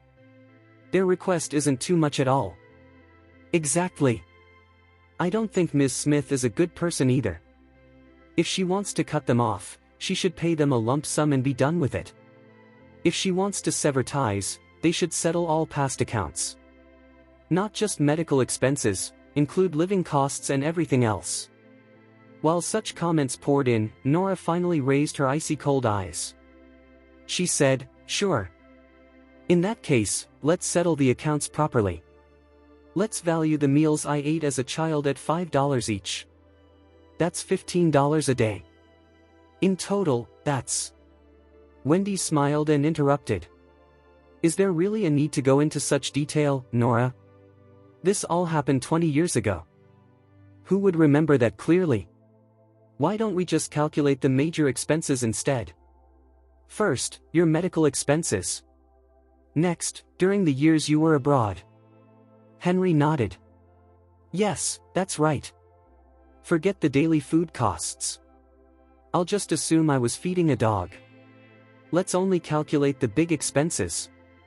"No, that won't do," Nora said, standing tall and straight. A sharp glint flashed in her drowsy-looking eyes. Her lips curled into a smile, and she said slowly in a low voice, "I've always been someone who distinguishes clearly between gratitude and grudges, so I won't leave out even a single cent. I have a detailed breakdown of your bank records here, chapter 165. His bank records? Henry was stunned. So was Wendy. The next moment, Henry sneered, "Do you think you're a bank teller? How would you possibly have our bank records?" Nora, however, ignored them and looked at Melissa instead. "Aunt Melissa, the printer at home has already printed them out. Please get someone to retrieve them." The printer? She hadn't noticed Nora going near the computer at all. Yet she kept quiet and went upstairs with the nanny. Within a minute, the two returned with a stack of papers. Nora took out a few sheets and passed them to Roxanne. "These are the family's income details." Roxanne was taken aback but still accepted the papers. Printed on them were the details of income their bank accounts had received over the years. Every month, Idealian Pharmaceuticals transferred a sum into one of the accounts, roughly $5 million a year. This had continued uninterrupted for 25 years. Most importantly, it was the only source of income for all bank cards under the Smiths' name. Roxanne was stunned. "What does this mean?" Nora smiled. "Idealian Pharmaceuticals is a company under my mother's name before she got married." A furious Henry retorted, "It became our joint property after we got married." Roxanne was dumbfounded. "In other words, your entire family's income comes from the company your mother left behind? In that case, what positions do the two of you hold in the company, Mr. and Mrs. Smith?" The entire family's income came from Nora's mother's company. Roxanne had subconsciously assumed that Henry and Wendy worked in the company. But unexpectedly, their expressions changed as soon as she asked, both of them looking embarrassed. Nora's lips curled into a smile. "Oh, them? They don't hold any positions there because my mother handed the company over to a professional manager to handle its affairs. Roxanne. Nora looked at Henry and Wendy. You claim you worked hard to make money to provide for me, right? May I ask, how much, if any, did you actually make over all these years? Her words made Henry flush. Wendy hemmed and hawed, unable to say anything. Henry, however, grew angry. I told you, those dividends are our joint property after your mother and I got married, so that makes them mine. Tisk. Nora smiled. If I recall correctly, my mother left the company to me. Before I came of age, the company was to be managed by a professional manager, and the dividends entrusted to my guardian, in other words, you. The company is mine now. All of this had been agreed upon beforehand. The manager had already shown her the prenuptial agreement a long time ago. Even though Nora looked half asleep, her argument was reasonable and well-founded. She looked at Roxanne and said, therefore, your claim that you worked hard to make money is completely invalid. The viewers in the live stream were dumbfounded. Damn. So after all this time, they've been living off Miss Smith's mother all these years? What is this? Did he marry into his ex-wife's family instead of the other way around? So after spending money meant for Miss Smith, Mr. Smith, a man who sponged off his ex-wife, has finally run out of money? What's it like to count money at home every day without working for more than 20 years? An annual income of over $5 million, a monthly income of $40,000 to $50,000. Oh my God. How do you even spend that much? This plot twist has left me speechless. Back at the Andersons, Henry clenched his jaw. Wendy straightened her neck stiffly. Even so, we did bring you up. The dividends were all spent on you. Money isn't what matters. What matters most when a child is growing up is companionship. We gave you a home. A home. For Nora, that word was a ludicrous mockery. She scoffed and handed another thick stack of bills detailing the Smiths' expenditures to Roxanne. You can check the bills and see for yourselves how much of the money was actually spent on me.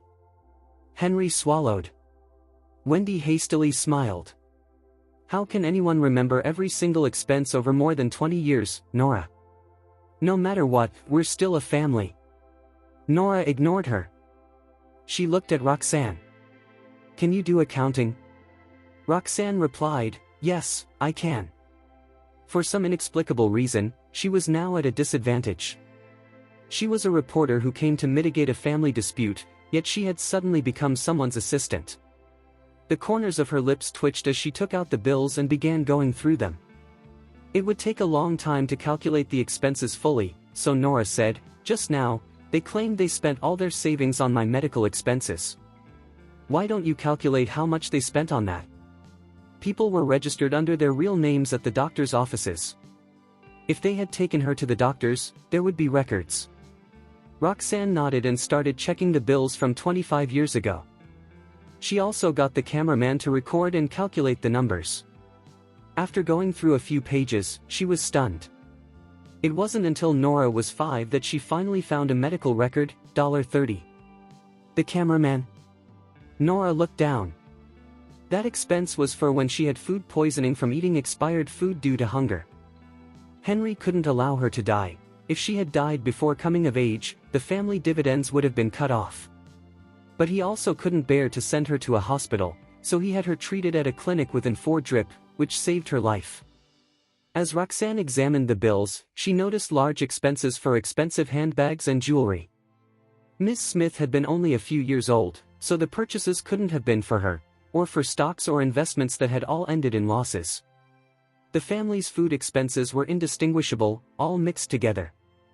Another large expense was international school tuition, almost $100,000 per year.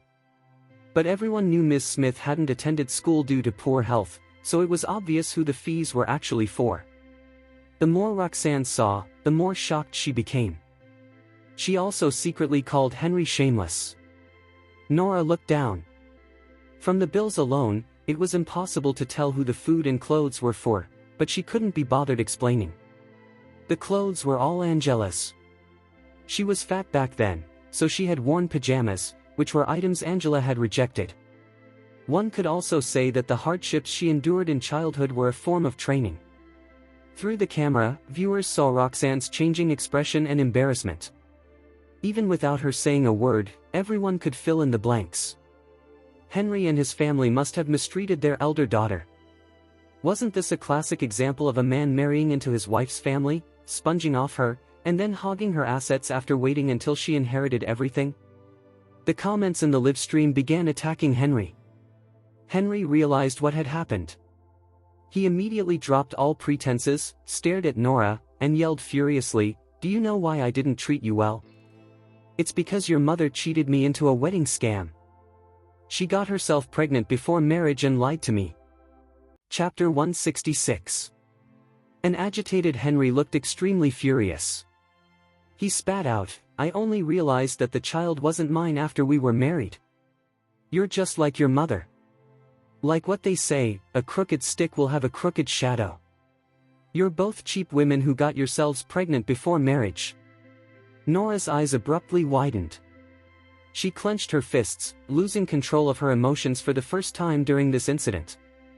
She hadn't expected Henry to actually refute her using this. Henry, however, seemed ready to risk everything, as if he had nothing to lose. The grown man's eyes had even reddened, and he looked as if he was finally revealing to the public a secret he'd kept buried deep in his heart. He spoke as though he had been forced into it. "Do you think I wanted to marry your mother? She was good-looking, beautiful, and gentle. When she was courting me back then, how was she even anything like a dignified daughter of a wealthy family? Although she owned a pharmaceutical company, I too had a great future ahead of me. I had graduated from a prestigious university and already had my career. She liked me, and I also had budding feelings for her. After that, we fell in love. I thought I was welcoming the most blissful married life in the world, but I didn't expect all of this to change after we got married.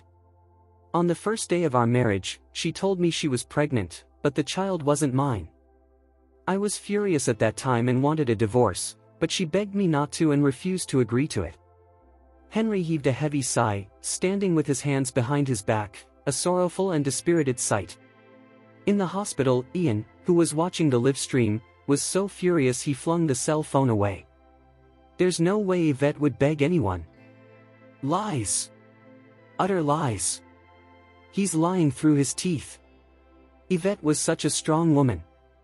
Back when she was leading the Andersons' pharmaceutical company, she had once faced a major academic problem. Someone offered help if she yielded and asked, but she sneered at them and spent a month working hard to overcome it herself. She had worked so hard that she even coughed up blood in the process. She was exactly that kind of woman, gritting her teeth, enduring everything alone, and relying on her own strength. And in love, she had always held the upper hand. Ian, however, picked up the phone again and continued to watch. The look in his eyes was icy. What kind of death should he give that man to defuse his anger? Regardless of the reason, Yvette had provided for that piece of trash for so many years. She wasn't even alive anymore, yet he still insulted her. He must be sick of living. Ian clenched his fists tightly. He hated his body for being so useless at this moment. For the first time, he regretted ever thinking about dying. Had his physical condition allowed, he would have charged over to the Andersons and sewn that man's mouth shut.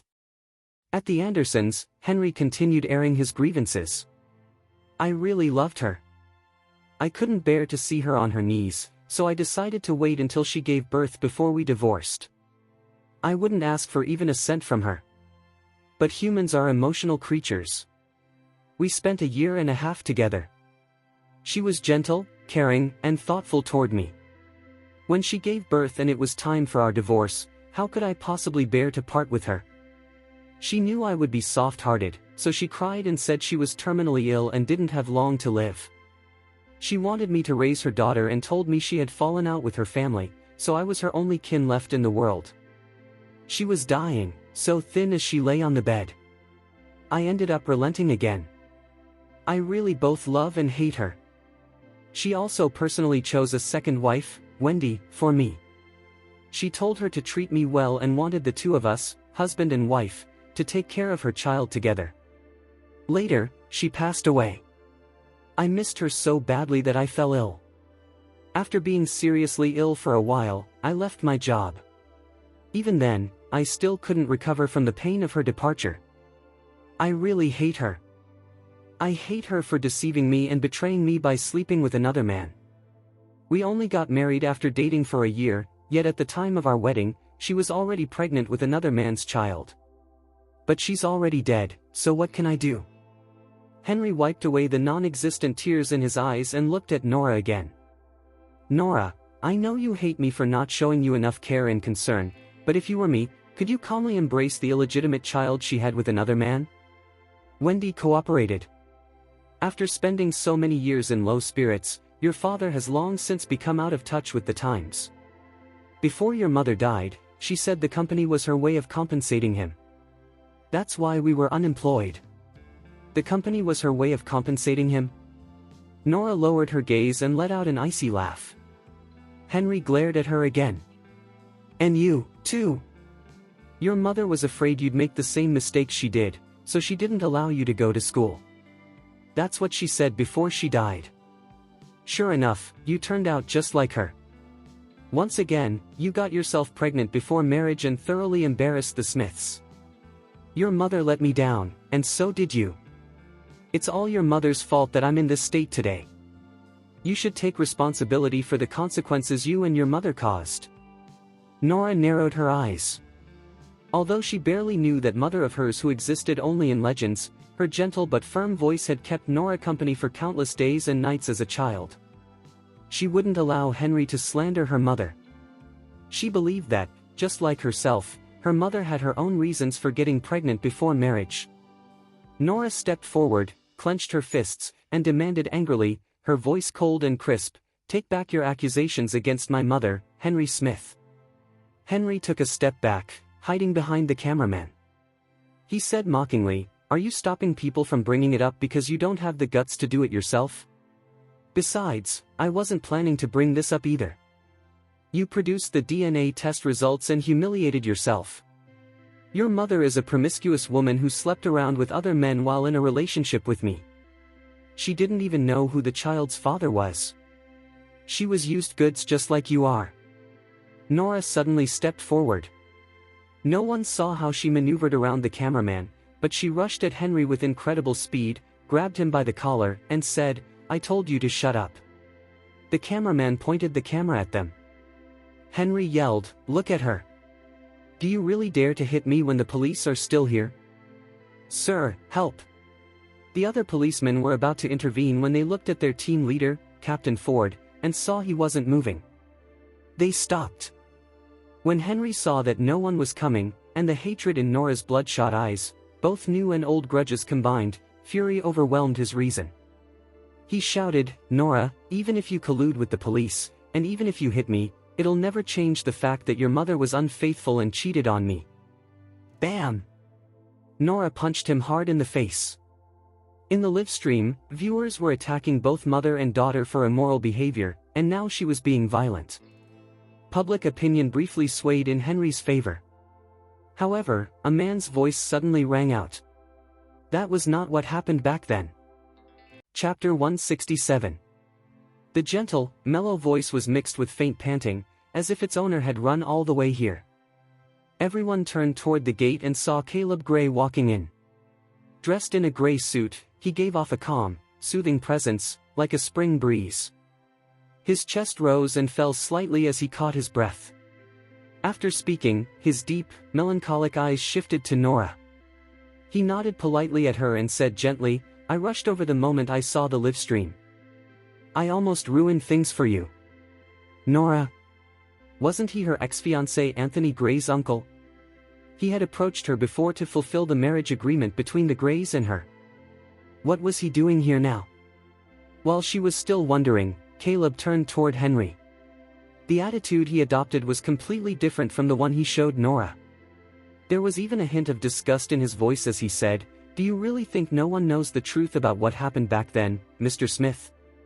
Henry, who had just been punched, was holding his nose. Blood seeped between his fingers. Hearing Caleb's words, he frowned. "What truth are you talking about?" Caleb replied, "The truth about your marriage to Ms. Anderson." Henry's eyes flickered. "What I said just now is the truth.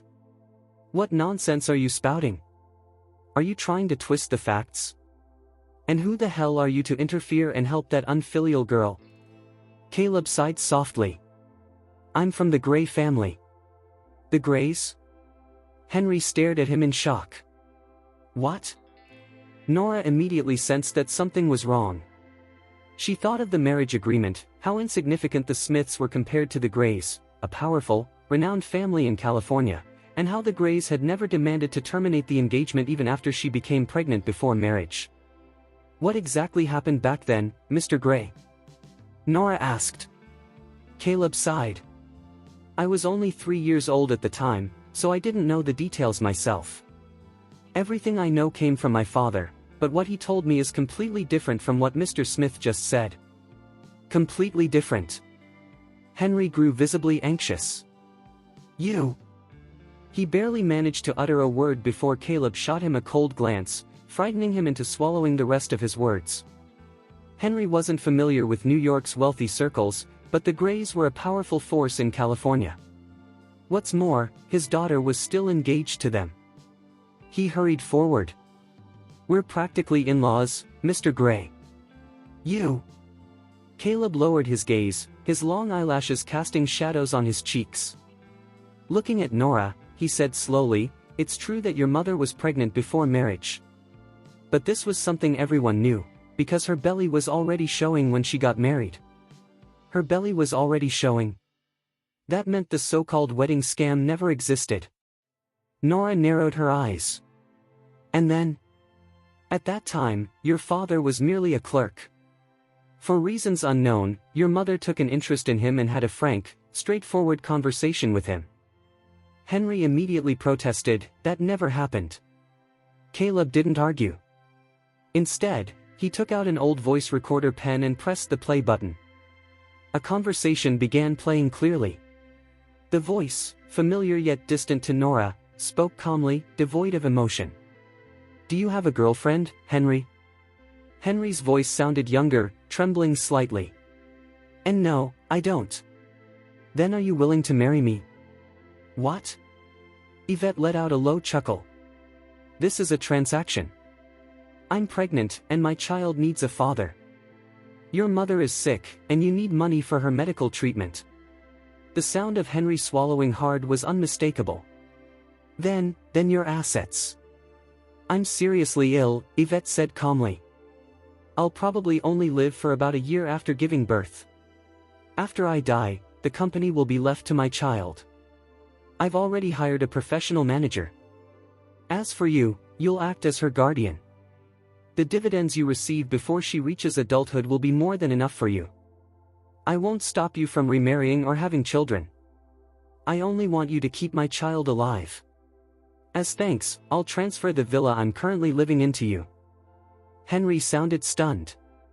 "Why did you choose me?" Yvette merely chuckled and said nothing.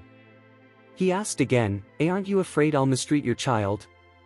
"As long as she stays alive, it doesn't matter," Yvette replied casually. "You can do whatever you want otherwise. Oh, and one more thing.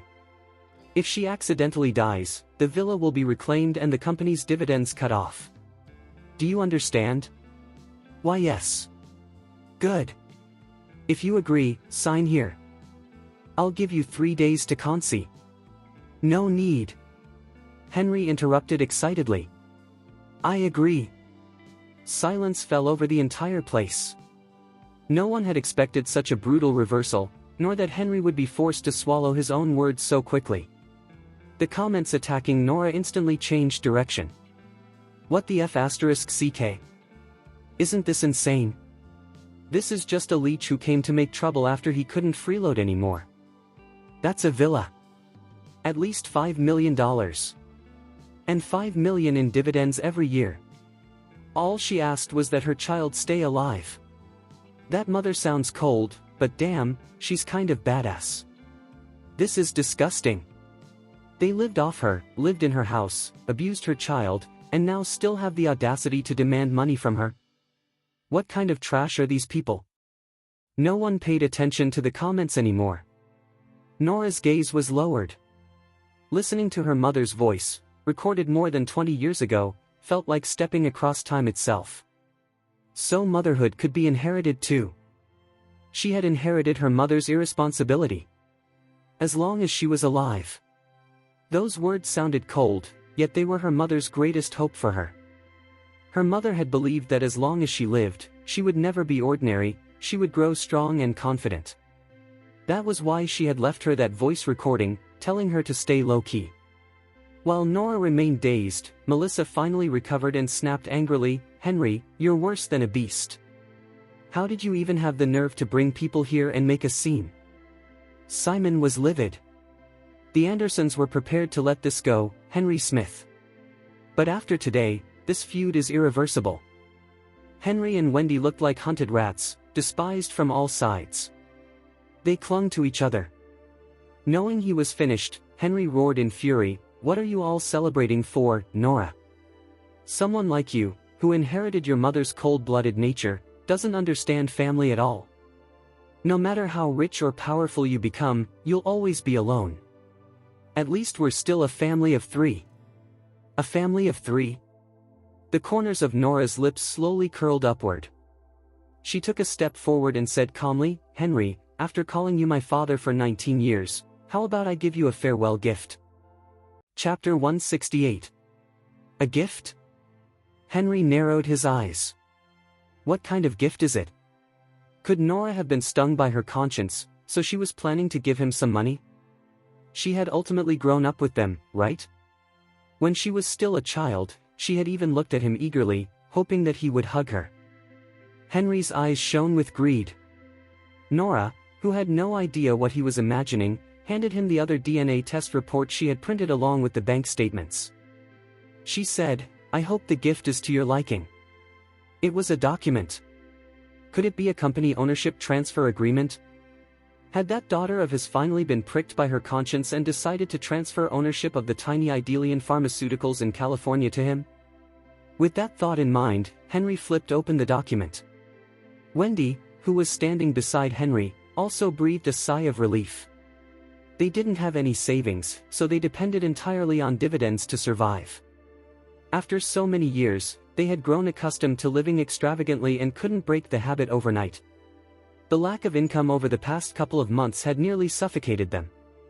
She smiled and said, "Nora, even though we aren't related by blood, we've still kept each other company for over 20 years. On account of how you've called Henry your father all these years, thank you very much for your help this time." After speaking, she turned back to Henry and asked, "What is it, Henry?" Henry was frozen in place. He raised his head in disbelief and stared at Wendy. When the excited Wendy asked him that question, he finally lost control.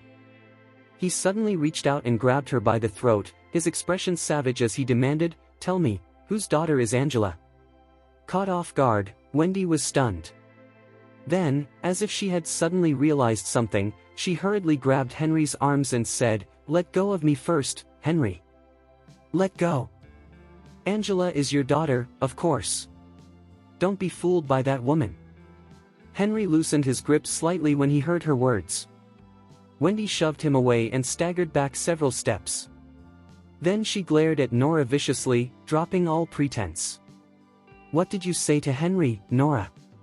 Nora lowered her gaze and replied calmly, "Nothing much. I just had an extra DNA test done, that's all. Of course, if the two of you doubt its authenticity, feel free to get another lab to redo it." Her lips curled into a faint smile as she added, "Oh, I forgot, you're broke. I can pay for it for you." Her tone was casual and natural, yet filled with certainty. The test had been done by Lily herself, there was absolutely no way it was wrong. Henry turned to Wendy again. "Tell me, is Angela my daughter or not? Wendy, you'd better not lie to me." Wendy swallowed hard. Now that things had reached this point, she knew Henry would never believe her again. Besides, the result would be the same even if the test were redone. She rushed toward the police and hid behind them, poking her head out as she said, "That's right, Angela isn't your daughter. But this is all because you forced me into it." Henry was stunned. Through her sobs, Wendy cried, "You abandoned me back then for money and status. After marrying that little bitch, you promised you'd marry me once she died. But what happened after she died? What did you do? You started fooling around with some young, pretty woman and never once mentioned marrying me." A vicious look flashed through Wendy's eyes as she continued, "You said that woman, Yvette Anderson, refused to let you touch her, so you slept with me during the marriage. But what happened in the end? After using me to vent your sexual desires, you decided to deny responsibility? What gives you the right to do that, Henry? Were those years of my youth supposed to mean nothing?" Wendy broke down crying as she spoke. "I had no other choice. Since you refused to marry me, I couldn't just waste my youth. Besides, I could never get pregnant when I was with you, so I simply went to another man. It was only after I got pregnant and cornered you with the baby that you finally gave in." Henry exploded with rage and lunged forward to hit her. "You bitch! How dare you lie to me and trick me into raising someone else's daughter for more than 20 years? Wendy clutched a policeman's arm and screamed, "Officer! He's trying to kill me. You have to help me." Ford remained still, but the other officers restrained Henry and said sternly, "If you have a dispute, talk it out. Assault is against the law." Henry's chest heaved violently. "You! Because of Angela, I never had any more children. I never imagined you'd rob me of having a daughter of my own for the rest of my life." Wendy sneered. "I'm the cause. With that body of yours, how could you possibly have children? We were together for so many years, and I never got pregnant with your child. Meanwhile, I slept with another man just once and got pregnant immediately. Why don't you admit it's because you're impotent instead?" Impotent. Being accused of impotence in front of a nationwide live broadcast humiliated Henry beyond measure. He roared, "Shut the hell up." Wendy wasn't afraid at all. She even said arrogantly, "You're already too old to have children in the future, so I suggest you calm down. That way, I can still get Angela to support you as her father. If you keep verbally abusing me, my daughter and I won't acknowledge you as father and husband anymore." They wouldn't acknowledge him anymore. Henry felt a sharp pain stab his heart. There was no father in this world who didn't love his child. He had truly given all his love to Angela. Yet the moment he realized she wasn't his biological daughter, agony and conflict tore him apart. Wendy stepped forward and grabbed his arm. "You'd better stop making a scene, Henry. Otherwise, you'll become a laughingstock. Just pretend this never happened. Our family of 3 can still live the way we used to." Her eyes flickered as she spoke. The villa in California was still under Henry's name. Henry stared at her. After a moment, he closed his mouth. The elderly feared nothing more than having no one to rely on in their old age. He had poured all his love into Angela. In that sense, she wouldn't treat him too badly in the future. Even if she wasn't his biological daughter, he could only accept it now. A crushing tightness seized Henry's chest. Suddenly, he tasted sweetness in his throat, coughed up a mouthful of blood, and collapsed unconscious. Wendy hurriedly called an ambulance and sent him to the hospital. The farce finally came to an end. Roxanne and the cameraman tried to sneak away amid the chaos, but Ford caught them. He said coldly, "For trespassing on private property without the owner's consent, damaging another person's reputation through a live stream, and infringing on portrait rights, you are hereby arrested for multiple offenses. Come with us to the police station." As the police took them away, Nora thanked Caleb. Taking the recorder pen, she said, "It seems my mother trusted your family very much."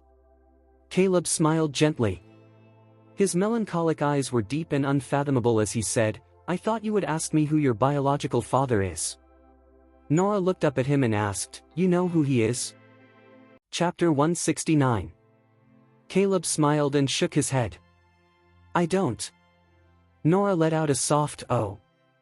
She wasn't particularly bothered. A puzzled Caleb asked, "Don't you want to know?" Nora replied indifferently, "It doesn't matter to me." It truly didn't matter to her. Having grown up in a family like that since childhood, kinship had never been something indispensable to her. To her, the greatest value her mother had given her was life itself, and the immense amount of material she had left behind for her to study and learn from. As for her father, that word had been associated with Henry ever since she was young. Even though he was no longer her father, she didn't feel much attachment to the word itself. Nora carefully put the recorder pen back into her pocket.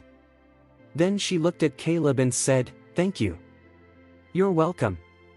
Caleb sighed and said, "Back then, your mother asked us to take care of you. You could say that all of this happened because the Greys were negligent." When Caleb mentioned Yvette, approval and admiration appeared clearly on his face. While they were talking, Ford suddenly walked over.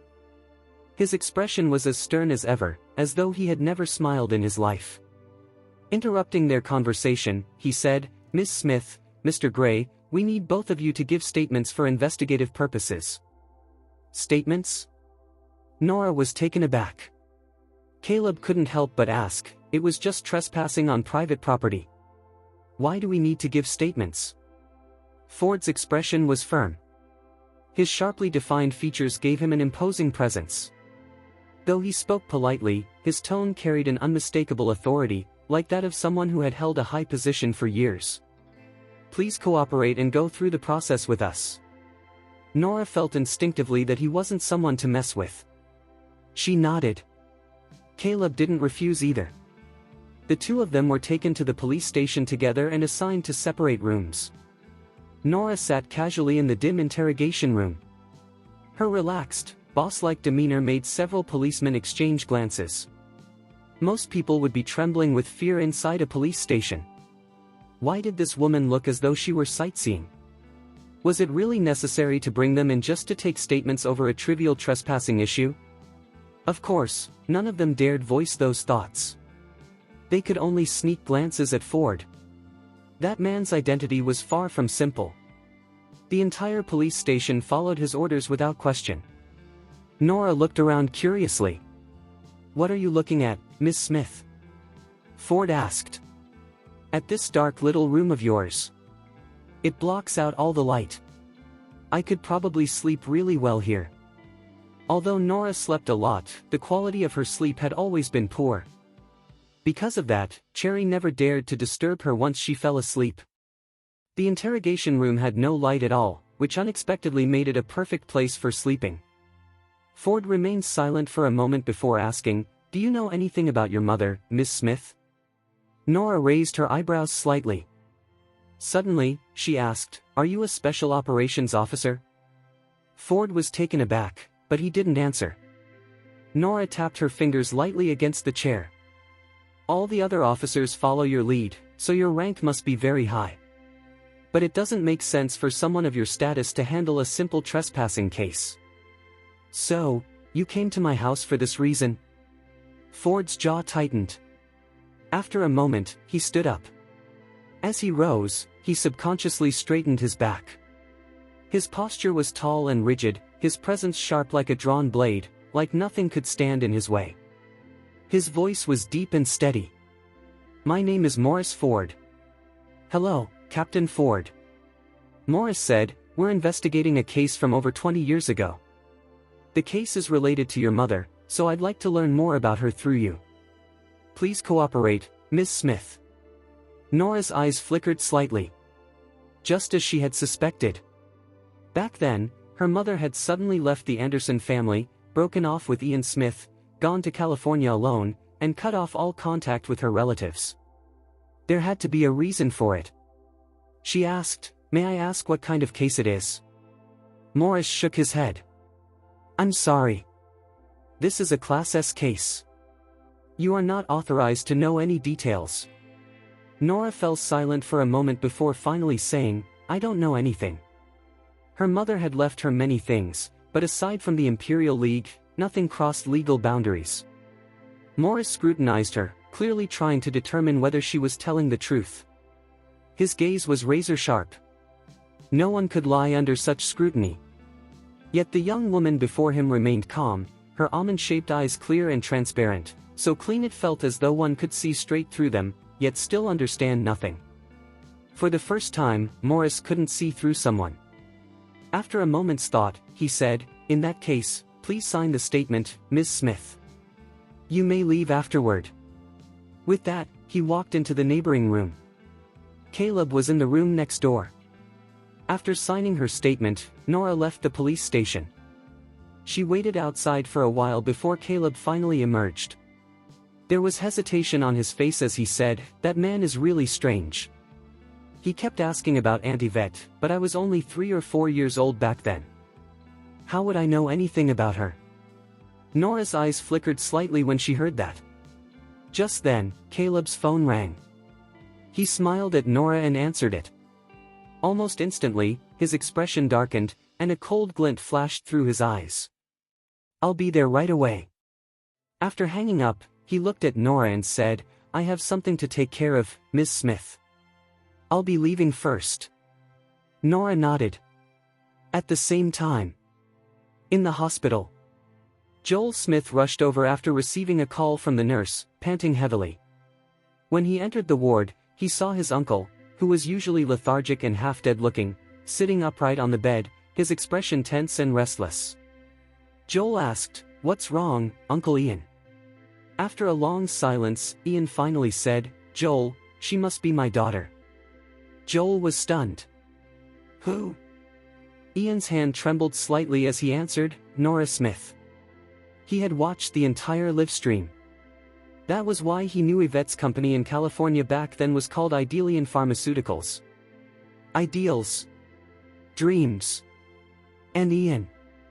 Ian. Was it because Yvette had missed him too? Was that why she had dreamed of him as well? Overcome with emotion, Ian grabbed Joel's hand. "Go investigate her. Investigate everything about Nora's past. If possible, arrange a DNA test for us." Joel held his hand firmly. "Calm down, Uncle Ian. I'll investigate her immediately." Ian nodded. Then Joel added, "I'll look into her background, Uncle Ian, but you must promise me one thing, you have to live properly. Only if you're alive will you ever get the answers you're looking for." At those words, light returned to Ian's once dull eyes. At the Woods residence, Miranda and Rachel had watched the entire live stream, including the shocking twist at the end. Miranda slammed the table angrily. "Henry Smith is so fucking useless." Rachel curled her lips in disdain. "We spent all that money hiring Roxanne for nothing. Luckily, we already paid her to keep her mouth shut. She won't sell us out."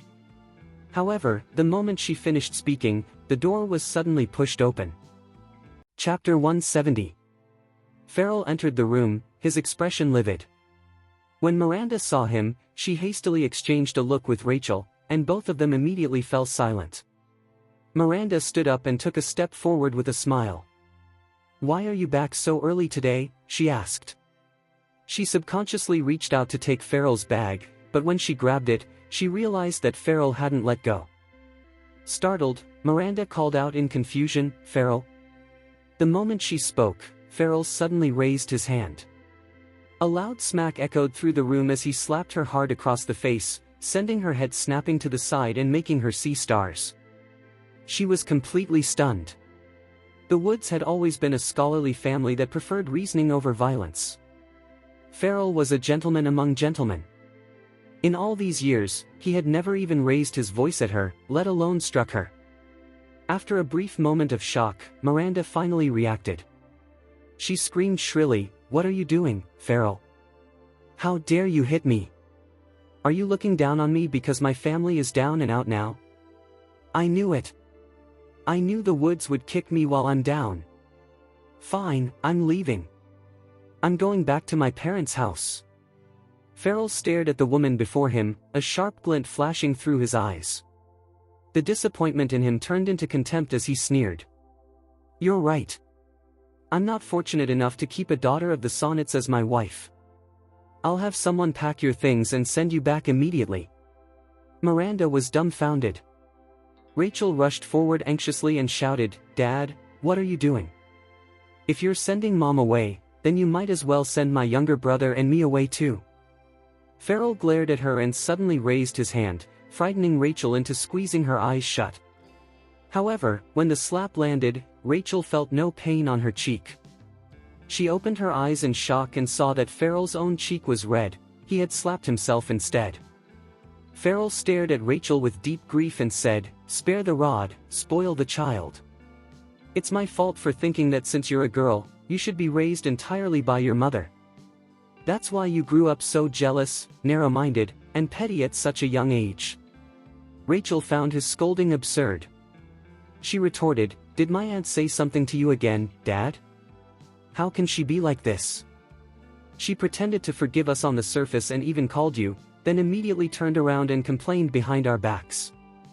She's gone too far." Miranda nodded in agreement. "That's right. It must be her." Farrell stared at the mother and daughter before him and closed his eyes in pain. When Mr. Hunt had called him earlier that day, he had still refused to believe it. His wife and younger sister didn't get along, but their conflicts had always been verbal. Miranda had always tried to gain the upper hand over his sister, nothing more. He never believed his wife would go so far. If anyone else had called him, he would have trusted Miranda without hesitation.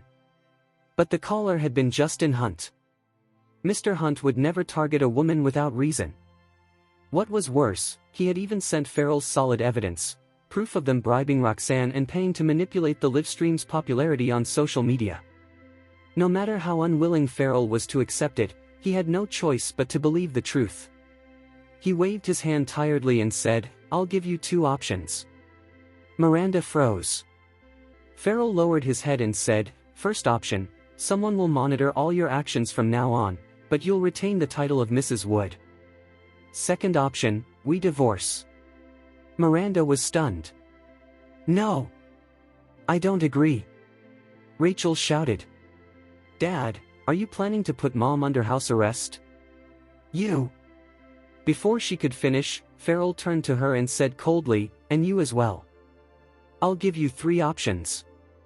First, stay at home, but you are forbidden from contacting your mother, and you must attend college properly. Second, go abroad, and you're not allowed to return for the next 3 years, nor are you allowed to contact your mother during that time. Third, leave with your mother." Rachel was dumbfounded. So was Miranda. Henry and Wendy returned to the hotel where they were temporarily staying after leaving the Andersons' villa. Henry looked furious. When he saw Angela waiting for them at the hotel, his expression darkened even further.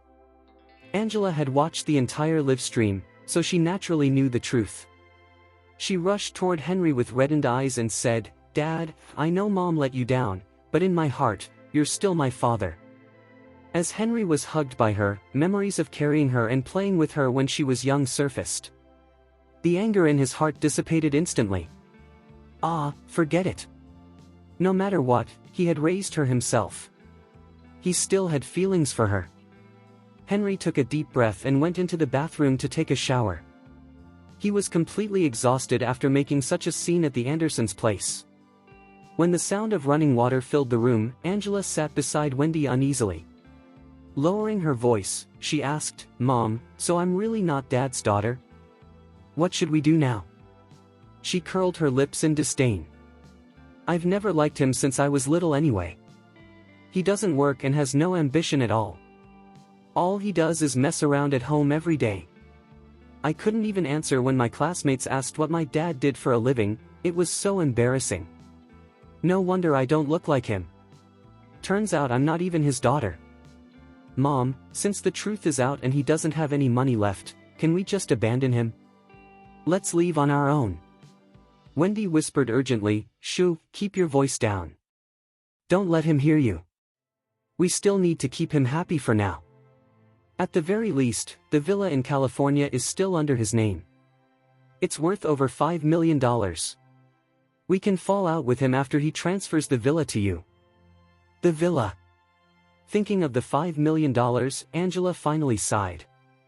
"All right," she said. While the two of them whispered to each other, Henry had already finished showering and came out wearing a bathrobe. When he checked his phone, he saw several missed calls. They were all from friends who had watched the live stream and were calling to express concern. He returned the calls one by one. He spat angrily. Nora has no conscience at all. She's nothing like our filial Angela. Even if Angela isn't my biological daughter, how is she any different from one? Ha, Nora has always been strange. She tried to get close to me when she was little, but I never wanted anything to do with her. Angela is different, we share real emotional bonds. Henry stubbornly went through several calls in a row. Angela poured him a glass of water and asked softly, "Does your throat hurt, Dad?" Henry accepted the water. He sighed inwardly, at least this daughter treated him sincerely. Even if he didn't get a single cent from Nora, he still had kinship. As long as he forgave Wendy and stopped dwelling on the past, they could still remain a family of three. Ding dong. The doorbell suddenly rang. Henry stood up and opened the door. Several lawyers were standing outside. One of them said coldly, "Mr. Smith, due to your abusive behavior toward Ms. Smith during her upbringing, and in accordance with the agreement you signed with Ms. Anderson, we are hereby reclaiming ownership of the villa you are currently living in." Chapter 171. Henry was utterly stunned when he heard what the lawyer said. "We agreed back then that the villa would be mine as long as I made sure she was alive, and she's alive and well right now. You can't take back the villa." The two lawyers looked at each other. "We don't know anything about that. However, we have completed all the legal procedures, and Miss Smith has the final say regarding the villa." Henry was dumbfounded. He simply couldn't believe this was happening. He grabbed the contract from the lawyer and read it carefully.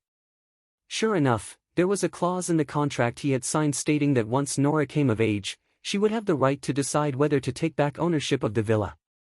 In other words, if he treated Nora well, she wouldn't take back the villa. But if he didn't, then Yvette had left her a backup plan. Henry was so furious that he whipped out his cell phone and called Nora immediately. "You ungrateful daughter. How can you treat me like this after I raised you until you were 18 years old? That villa is mine. Your mother said that as long as you were alive, the villa would remain mine." Nora's voice was low and deep, tinged with a sinister ruthlessness as she replied, "If you hadn't buried my son alive, maybe I would have given you the villa." Her words stunned Henry. How did you know? Wendy was the only person he had ever told. He had never told anyone else. How did she know? Henry was completely unaware that Nora had already hacked into his phone's operating system during their previous call and could monitor his conversations in real time. Nora sneered. "What do you think?" Henry suddenly turned to look at Wendy. He suspected she was the one who had told Nora, but this was not the time to pursue that matter. He roared angrily, "Nora, the three of us grew up in that villa. We are its true owners. Do you think you'll have a home just because you took it back? Dream on. Even if we lose the villa, you'll still be all alone, while the three of us are a family." "Is that so?" Nora drawled. "Then I hope your family of three stays together forever." Henry was stunned. Before he could say anything else, the call was disconnected. Henry fell silent. The two lawyers were merely there to notify him of the change in ownership. They didn't need his consent. Having completed their task, they left. Henry collapsed onto the sofa after they were gone. Wendy and Angela exchanged a glance before looking at Henry. Wendy asked cautiously, "Henry, the villa. We can't get it back anymore. This is New York, the Andersons are powerful and influential. If we fight her, we'll be the ones who lose in the end." Henry frowned deeply. "Forget it. Let's go back to California for now. Take out all the valuable things you've bought over the years and sell them as soon as possible. That money should be enough for the three of us to live on, right?" The company had an annual income of $5 million. After receiving the money, Henry always bought Wendy handbags and jewelry, as well as various luxury items for Angela. In contrast, he himself owned only 2 valuable watches. Wendy's eyes flickered at his words. She exchanged another glance with Angela and nodded. Henry stood up and said, "Let's book our flights and leave immediately, in case anything else happens while we're still here. It would be disastrous if we couldn't even get into the house when we get back. Go book the tickets, Wendy." Okay, Wendy replied without hesitation. She stepped aside and used her phone for a while before saying, "The earliest flight is in 3 hours. You can rest for now." "All right," Henry replied. Angela poured him a glass of water. "Have some water, Dad." Henry took the glass but nearly spat it out after taking a sip. He flung it onto the floor and snapped, "Why is it so hot?" Angela's eyes flickered. Henry had never lost his temper with her before, even when the water she poured was too hot. Sure enough, after learning the truth, he had become distant. She lowered her head. "I didn't mean to, Dad." Wendy hurried over and pulled Angela, who had squatted down to clean up the mess, into her arms. A trace of coldness flashed across her face.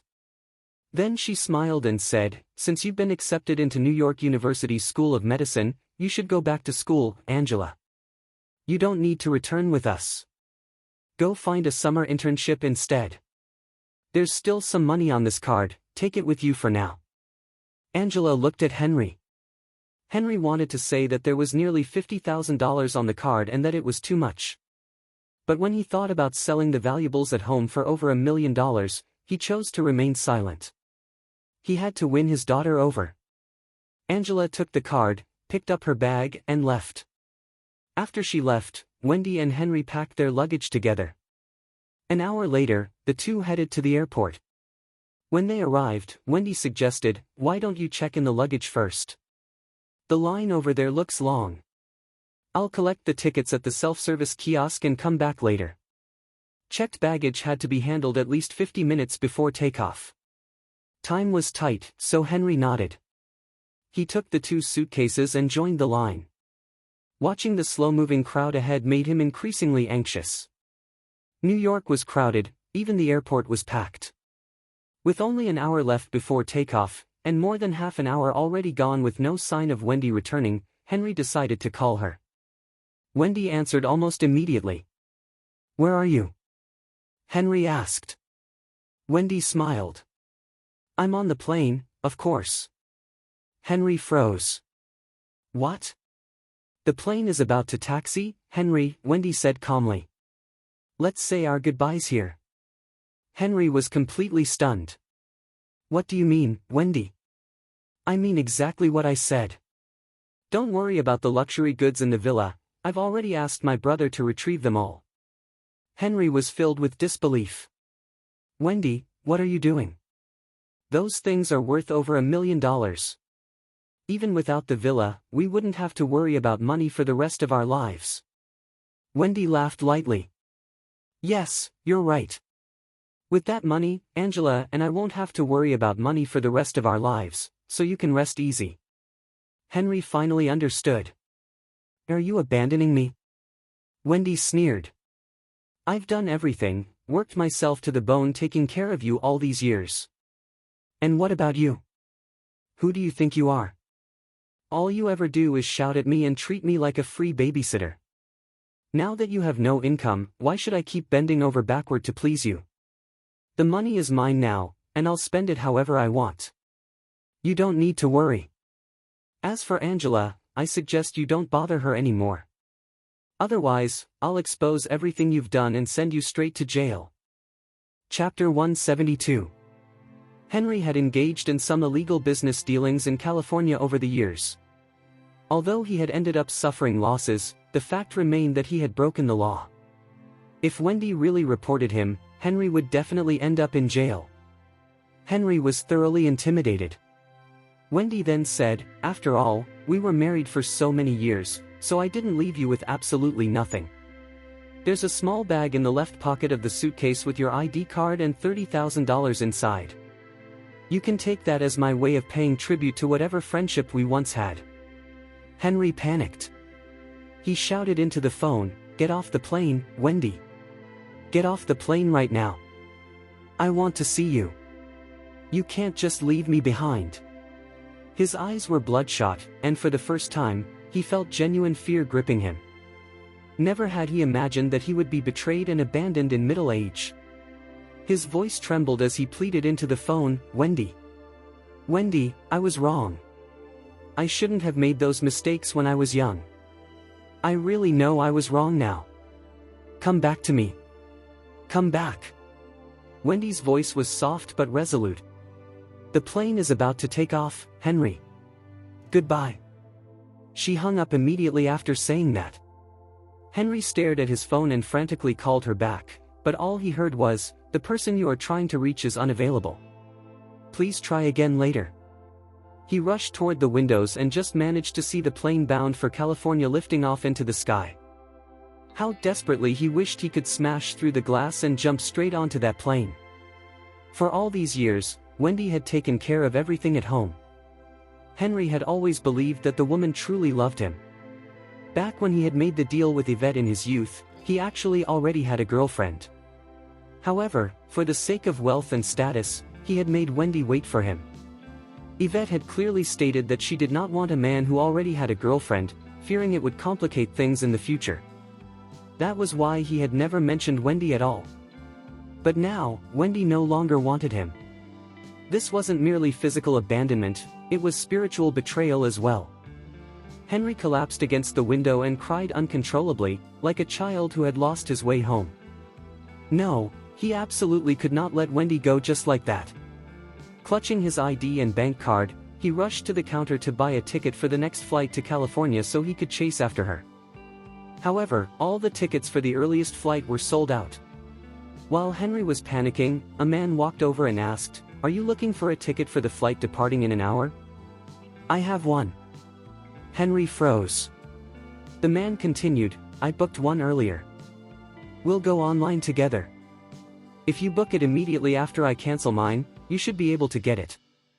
Wendy had always handled their flight bookings, so Henry didn't understand the finer details. Without thinking too much, he believed the man. The two went into the restroom and busied themselves on their phones. After a while, Henry asked hesitantly, "Does this mean I've successfully booked the ticket?" But when he looked up, the man was gone. His ID card and bank card were gone too. "Henry!" He rushed out of the restroom in panic, but the conman had already disappeared into the crowd. Henry was completely overwhelmed. Not only was he stranded in New York with his money stolen, but he had also lost his ID. What was he supposed to do now? Was he supposed to beg on the streets? Outside the airport, the man who had just scammed Henry shed his miserable disguise, straightened his posture, and made a phone call. "All done, boss." Justin's voice came through the phone. "Good. You'll keep an eye on him from now on." "I want him to, wish he were dead." The man shuddered and silently said a prayer for Henry. He had no idea how Henry had offended boss so badly to deserve such ruthless orders, but he replied obediently, "Yes, sir."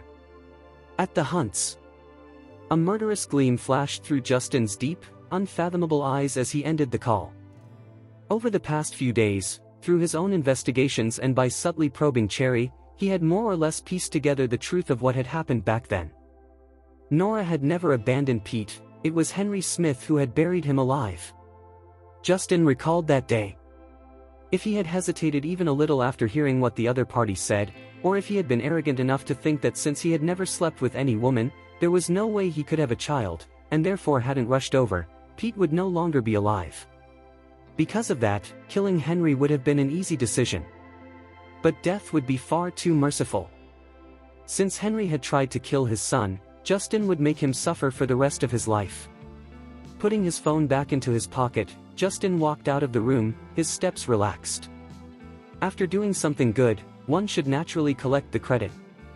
For instance, he had discovered that two people had paid to push the live stream into trending topics. One was Miranda, whom he had already dealt with through the woods. The other was Tina York from the New York University School of Medicine. She was a woman, so he would leave it up to that woman to decide how to deal with her. Naturally, there was no need to inform her about Henry's fate. Justin left the manor, got into his car, and headed toward Nora. She must be devastated right now. He should go comfort her a little. However, just as he got into the car, his phone rang again. "Boss," his subordinate said, "it turns out we're not the only ones Henry Smith offended. I just witnessed someone beating him up in secret." Justin raised an eyebrow. And? Ha! They took him away afterward. I'm tailing them now. Guess who they are? Who? The Smiths. The Smiths? In New York, only the Hunts and the Smiths truly called the shots. Even Justin showed the Smiths a measure of surface respect. That was why he hadn't directly pressured the kindergarten during the Tanya incident. It would have been disrespectful to the Smiths. But the Smiths had no grudges against Henry. Why would they kidnap him? Could it be that? Justin remained silent. His subordinate asked, "Boss, should I catch up and save him?" It'd be bad if the Smiths tortured him to death. After a moment, Justin replied, "Forget it. We'll show them courtesy." If things were unfolding as he suspected, then maintaining a good relationship with the Smiths was the wiser move. At the Andersons. After returning from the police station, Nora lazily went upstairs. Yet even after lying on the bed, she found herself unable to sleep. Morris Ford's words at the station lingered in her mind. Why had her mother run away from home for no apparent reason back then? She rested her hands behind her head and stared at the ceiling, thinking about how she could disappear somewhere quiet, far away from all these absurd entanglements. Just then, her phone rang. She glanced at the caller ID. Seeing that it was Lily, she answered. Lily's voice came through. "Have you settled all your family matters, Auntie?" Nora hummed in response. Only then did Lily continue, "Good. Then I can tell you something now. Guess what I found when I was running the DNA tests for you?" Chapter 173. Nora couldn't be bothered to guess, so she said coldly and mercilessly, "If you're not going to say it, then I'm hanging up." "Hey, don't. Don't." Lily knew her boss far too well and didn't dare keep her in suspense any longer. She said, "Auntie, you should know that the 8 pairs of genes that determine a person's intelligence are located on the X chromosome. When I tested your DNA, I discovered that your 8 pairs of genes are different from other people's. No wonder you're so smart." Nora. She had never once thought that she was smart. She merely found everything extremely simple and could master anything almost instantly. That made life feel rather boring to her. Fortunately, she was in poor health and needed more sleep than most people. Otherwise, how unbearably bored would she be if she were awake all day, every day? She yawned. "Is there anything else?" Lily replied, "You should also know that because intelligence-related genes are located on the X chromosome, the reason you're so smart must be that both your mother and father are also smart." Nora stared at the ceiling, her thoughts already drifting elsewhere. Everyone knew that females have 2 X chromosomes, while males have 1 X chromosome and 1 Y chromosome. The Y chromosome comes from the father, which meant that a son inherited 100% of his intelligence from his mother. No wonder Pete had been so outstanding in his studies and so intelligent from such a young age. When she was 5, she had still been worrying about filling her stomach, yet that little fellow had already started solving mathematical Olympiad problems, things most people wouldn't encounter until middle or high school. Compared to him, Cherry's situation was a much longer story. Nora suddenly asked, "Cherry's refusal to study couldn't possibly be inherited from her father, right? Lily?" At that moment, Nora's phone rang again, another incoming call. Displayed clearly on the screen was a familiar name, Narcissist. After glancing at it, she said to Lily, "I'll hang up for now." Ending the call, she answered the other one. Justin's low, deep voice came through. "I saw the live stream, Miss Smith." "He saw it?" Nora raised her eyebrows. Most wealthy people cared deeply about their reputation and disliked live streams. On top of that, Henry had behaved like a shrew earlier and caused a massive scene on someone else's broadcast. The comments section had even started attacking Harmonia Pharmacy. If she hadn't clarified the truth publicly, Harmonia Pharmacy would definitely have suffered serious repercussions. That was why she hadn't shut down the live stream immediately. Instead, she had revealed everything in front of the camera, and in front of viewers across the country. Nora asked coolly, "Does it have anything to do with you, Mr. Hunt?" Justin coughed lightly. "Of course it does. After all, you're one of the candidates being considered for the position of my fiancé. What? Justin continued calmly, didn't you say you were interested in me, Miss Smith? I also happen to have a good impression of you. Therefore, you're among the candidates for my fiancé. Nora fell silent, the corners of her mouth twitching slightly. To maintain that outrageous lie, she had no choice but to continue indulging his narcissism. Perhaps because she didn't respond, Justin spoke again. Do you want to know who the candidates for my fiancé are? No. She absolutely did not. Nora picked up the glass on the table beside her and took a sip of water. Just as she was about to speak, Justin, apparently afraid she might misunderstand, added hastily, you're the only one. Nora. Cough. Cough. Cough. She choked on the water. Why did his words suddenly stop sounding narcissistic and start sounding suspiciously like a confession? She set the glass down and pressed her hand to her forehead, leaning back against the headboard. She had the strange feeling that she might have taken things too far. Justin then asked matter-of-factly, do you think 26 is too old? What? For the first time, her IQ failed to keep up. Justin explained, I mean getting married at 26. After all, that gives us less than a year to prepare. A wedding should be grand. Nora abruptly sat upright, completely stunned. She swallowed. Ha! If we wait until the end of the year, it'll be too rushed. Good venues required reservations far in advance. Not to mention choosing an auspicious date. Stop, Nora said firmly. Justin paused. What's wrong?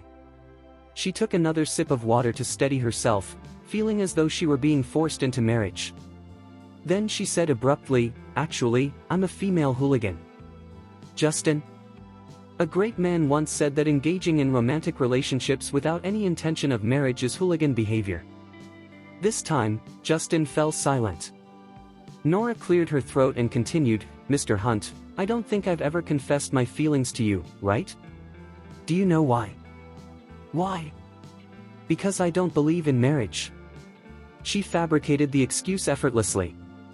Strictly speaking, it wasn't even entirely a lie. She disliked trouble and preferred solitude, free from restraints, free from worries, able to sleep forever. She continued, even though I admire you, Mr. Hunt, I don't want to waste your time. I'll keep my distance and won't trouble you anymore. Justin. Had his proposal failed before it even officially began? After a long silence, he finally said, let's talk in person, Ms. Smith. Nora. I'm outside the Andersons' house. Left with no choice, Nora got out of bed, slipped into her slippers, and headed downstairs. With her phone still in hand, she paused in front of the full-length mirror in the living room. She was wearing pajamas, her long hair loose and slightly messy, but unusually, she didn't put on a baseball cap. Instead, she tidied her hair a bit before going out. Justin's black Hummer was parked nearby. He leaned against the vehicle, his tall, broad, slender figure matching the imposing car beside him. Nora walked over slowly. Why are you here? Justin looked at her with his deep, unfathomable gaze, his heart sinking slightly. She hadn't even bothered to change. That alone showed how little interest she had in him. Lowering his eyes in disappointment, he said, I was worried that today's events might have upset you, so I came to check on you. Then he added, seeking credit, Henry Smith and his family weren't the only ones behind today's incident. Others helped fuel it. One of them was Miranda Wood. I've already spoken to Mr. Wood about that. The other was Tina York, a newly appointed professor at the New York University School of Medicine. What do you want to do with her? Tina York again. Why was it always her? Nora lowered her gaze. Leave her to me. All right. Justin watched her yawn again. It was already past her usual bedtime. Unable to bear it, he said, then go back inside and rest. He turned to leave, but the woman suddenly asked, Mr. Hunt, can I borrow something from you? Chapter 174. Justin's gaze suddenly turned scorching hot. A familiar exchange between lovers flashed through his mind. Can I borrow something from you? Why? So that I can owe you a lifetime. Could it be that woman was into that kind of thing too? After all, Cherry was incredibly good with words. Justin's imagination ran wild. The corners of his lips curled upward slightly as he straightened up and asked with a smile, "What would you like to borrow?" 2 strands of hair. Justin? He stared at Nora in confusion, only to find her looking back at him with complete seriousness. She added, as a memento, I guess." Justin. He froze for a second, then suddenly bent forward slightly, placed his hands on his knees, and lowered his head. "All right. Go ahead and pluck them." The way he suddenly leaned in startled Nora. Her gaze fell on his hair. His shampoo carried a faint vanilla scent, clean and refreshing, with no trace of grease. His hair texture, much like the man himself, was distinct, jet black, and firm. Nora reached out, found a spot that would hurt less, and plucked out 2 strands of hair. The strands pricked her skin slightly. With his head lowered, the clean lines of his neck and the prominent curve of his Adam's apple were especially noticeable. When he glanced up slightly, the deep, unfathomable look in his eyes, combined with his obedient, docile posture, made him resemble a large puppy waiting to be adopted. Cough. Her imagination was getting out of hand. After finishing, Nora stepped back and said, "All right, I'm done." Justin chuckled. "Do you need more? Aren't you afraid of going bald?" Nora shot back. The moment the words left her mouth, she realized how intimate it sounded and quickly looked away. Justin slowly straightened up. Watching her carefully place the hair into a small bag, he finally seemed to understand something. He let out a low laugh. "In that case, goodbye, Miss Smith." Bye." Justin didn't get into the car until he saw Nora turn around and enter the villa. Once seated, his amusement only grew. She was planning to run a DNA test using his hair, wasn't she? After all, her son was with him. She must want one final confirmation. That meant she did care, at least a little, about his identity as the child's father. That had to mean she cared about him too, right? Comforting himself with that thought, Justin drove away in a good mood. Unbeknownst to him, Nora went upstairs and immediately called Lily after entering the villa. Once Lily picked up, Nora said, "I have the children's father's DNA sample. I'll send both his and the children's samples to you later." "What for? To confirm their parent-child relationship?" "No." Justin wasn't an idiot. If he hadn't already confirmed that Pete was his son, why would he have taken care of him all this time?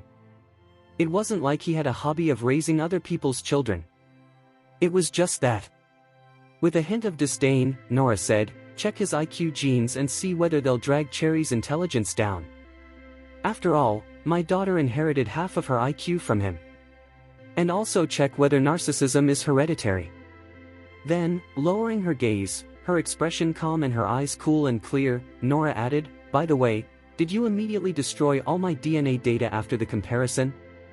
"Yes, I did." Lily replied helplessly. Your IQ genes are a little unusual, but mutations like that exist among ordinary people too. Why do you insist on hiding yourself so thoroughly? No normal person would ever check your genes. I seriously suspect you have a severe persecution complex." Nora ignored her teasing completely. To be honest, she wanted to complain too. She wasn't the one with a persecution complex, her mother, Yvette, was. That audio recording constantly reminded her to stay vigilant at all times. That was exactly why she kept such a low profile. Lily then asked, "About the suddenly scheduled operation you mentioned earlier, do you need our professional team to go over?" Surgery wasn't as simple as making a few incisions. Extensive preparation was required, along with contingency plans for all possible complications. Usually, assistants who had worked with a chief surgeon for many years would better understand the surgeon's intentions. Lily had assisted Nora in most of her surgeries and was her most capable aide. Hearing the question, Nora suddenly thought of something. The corners of her lips curled into a faint smile. No, it's fine. I've reviewed the medical records Shaw sent. It's a minor operation, he could even do it himself. It's just that his hands aren't stable enough. Operations were child's play for Anti. Seeing her confidence, Lily didn't argue and hung up. That night, Nora mailed Justin's DNA sample. Before going to bed, she noticed a new message on her phone. It was from Justin the narcissist. I actually don't believe in marriage either, Miss Smith. I was originally troubled by the fact that I couldn't take responsibility for you despite your feelings for me. However, after speaking with you and interacting earlier tonight, I realized that our views align. It seems we both prefer dating over marriage. After my evaluation, you have passed. From now on, we can officially start dating. Nora. She seriously wondered if she was hallucinating. What kind of bullshit was that scumbag spouting? Dating? When had she ever agreed to date him? Her lips twitched as she was about to respond, when another message popped up. Are you free for lunch tomorrow at noon, girlfriend? Nora replied, girlfriend? Justin the narcissist answered, you were the one who said you only wanted to date and not get married. I agreed. Since we're dating, that makes you my girlfriend. Nora. She stared at her phone for a long time. For some inexplicable reason, seeing the word girlfriend made her feel the faintest trace of sweetness in her chest. She finally replied, I'm not free tomorrow. In 4 days, she would be performing surgery on the child director Shaw had mentioned. She needed proper rest for the next 3 days and time to prepare all the necessary plans. After sending the message, she lay down, closed her eyes, and fell asleep. Pete quietly entered the room after finishing his homework. He gently covered her with a quilt, climbed onto the other side of the bed, and picked up his phone. The little boy stared at the ceiling. What occupied his thoughts was the fact that he had dance lessons again the next day. When was that tyrant finally going to send Cherry to the Quinn School of Martial Arts? When would they switch back? He didn't want to dance anymore. Also, hadn't they said Mia had recovered from her allergy? Why was she still not back in school? If she skipped class again tomorrow, should he call her and ask? The next day, at the Smiths, Joel stared at his subordinate, who was dressed in a black hoodie, and asked, have you obtained Miss Smith's DNA sample? Chapter 175. The man in the black hoodie was in charge of handling the Smiths' shady dealings. He led a small team made up of several people. The Smiths provided for him, while he took care of things for them at critical moments. His name was Quentin Smith, and he was a member of the Smith family. He had never failed in any of the tasks he had undertaken so far and was extremely reliable. Although Ian's request was a simple one, Joel had always regarded him as someone even more important than his father. Thus, he had assigned Quentin to the mission despite how simple it was. He had originally thought it would be completed within just a few hours, but unexpectedly, an entire day had passed and there was still no news. Suspecting that Quentin had simply forgotten to report back after completing the task, Joel summoned him back specifically to ask about it. Quentin lowered his head, his entire face buried in darkness. His voice was low as he replied, sorry, I haven't gotten it yet. Joel was a little surprised. He didn't quite understand. There were many ways to retrieve a person's DNA sample. For example, there could be saliva on the target's cutlery during meals. They could also catch the target off guard and pluck a few strands of hair from her head. If all else failed, they could even retrieve some skin tissue. Quentin was a ruthless man. Surely his heart wouldn't soften just because his target was a beauty, right? Joel frowned. He was about to ask when Quentin scratched his head, looking somewhat pained as he said, I've never seen a woman as much of a shut-in as her. Quentin looked at Joel, sounding aggrieved. I've been watching her for an entire day and night. During that time, she ate once and slept for 24 hours. She washes the dishes immediately after eating. I can barely even find her fingerprints in the Andersons, let alone retrieve her DNA sample. An indignant Quentin continued, her water glass is right on her bedside table, right? Surely there should be saliva on it, right? But no, there isn't. She cleans the glass even if she only takes a single sip. Is she even a woman? It was only when Quentin looked up that Joel noticed the dark circles under his eyes. He clearly hadn't slept for 24 hours, yet despite that, he said energetically, "Don't worry. I'll keep watching her even if I don't eat or drink. I don't believe she can lock herself inside the house for an entire month." "Did you sneak into the Andersons?" Joel asked. "Yeah, I did." Quentin nodded. Joel frowned. "Did they discover you?" He only wanted the DNA test done secretly. He had no intention of making enemies with the Andersons. Quentin shook his head.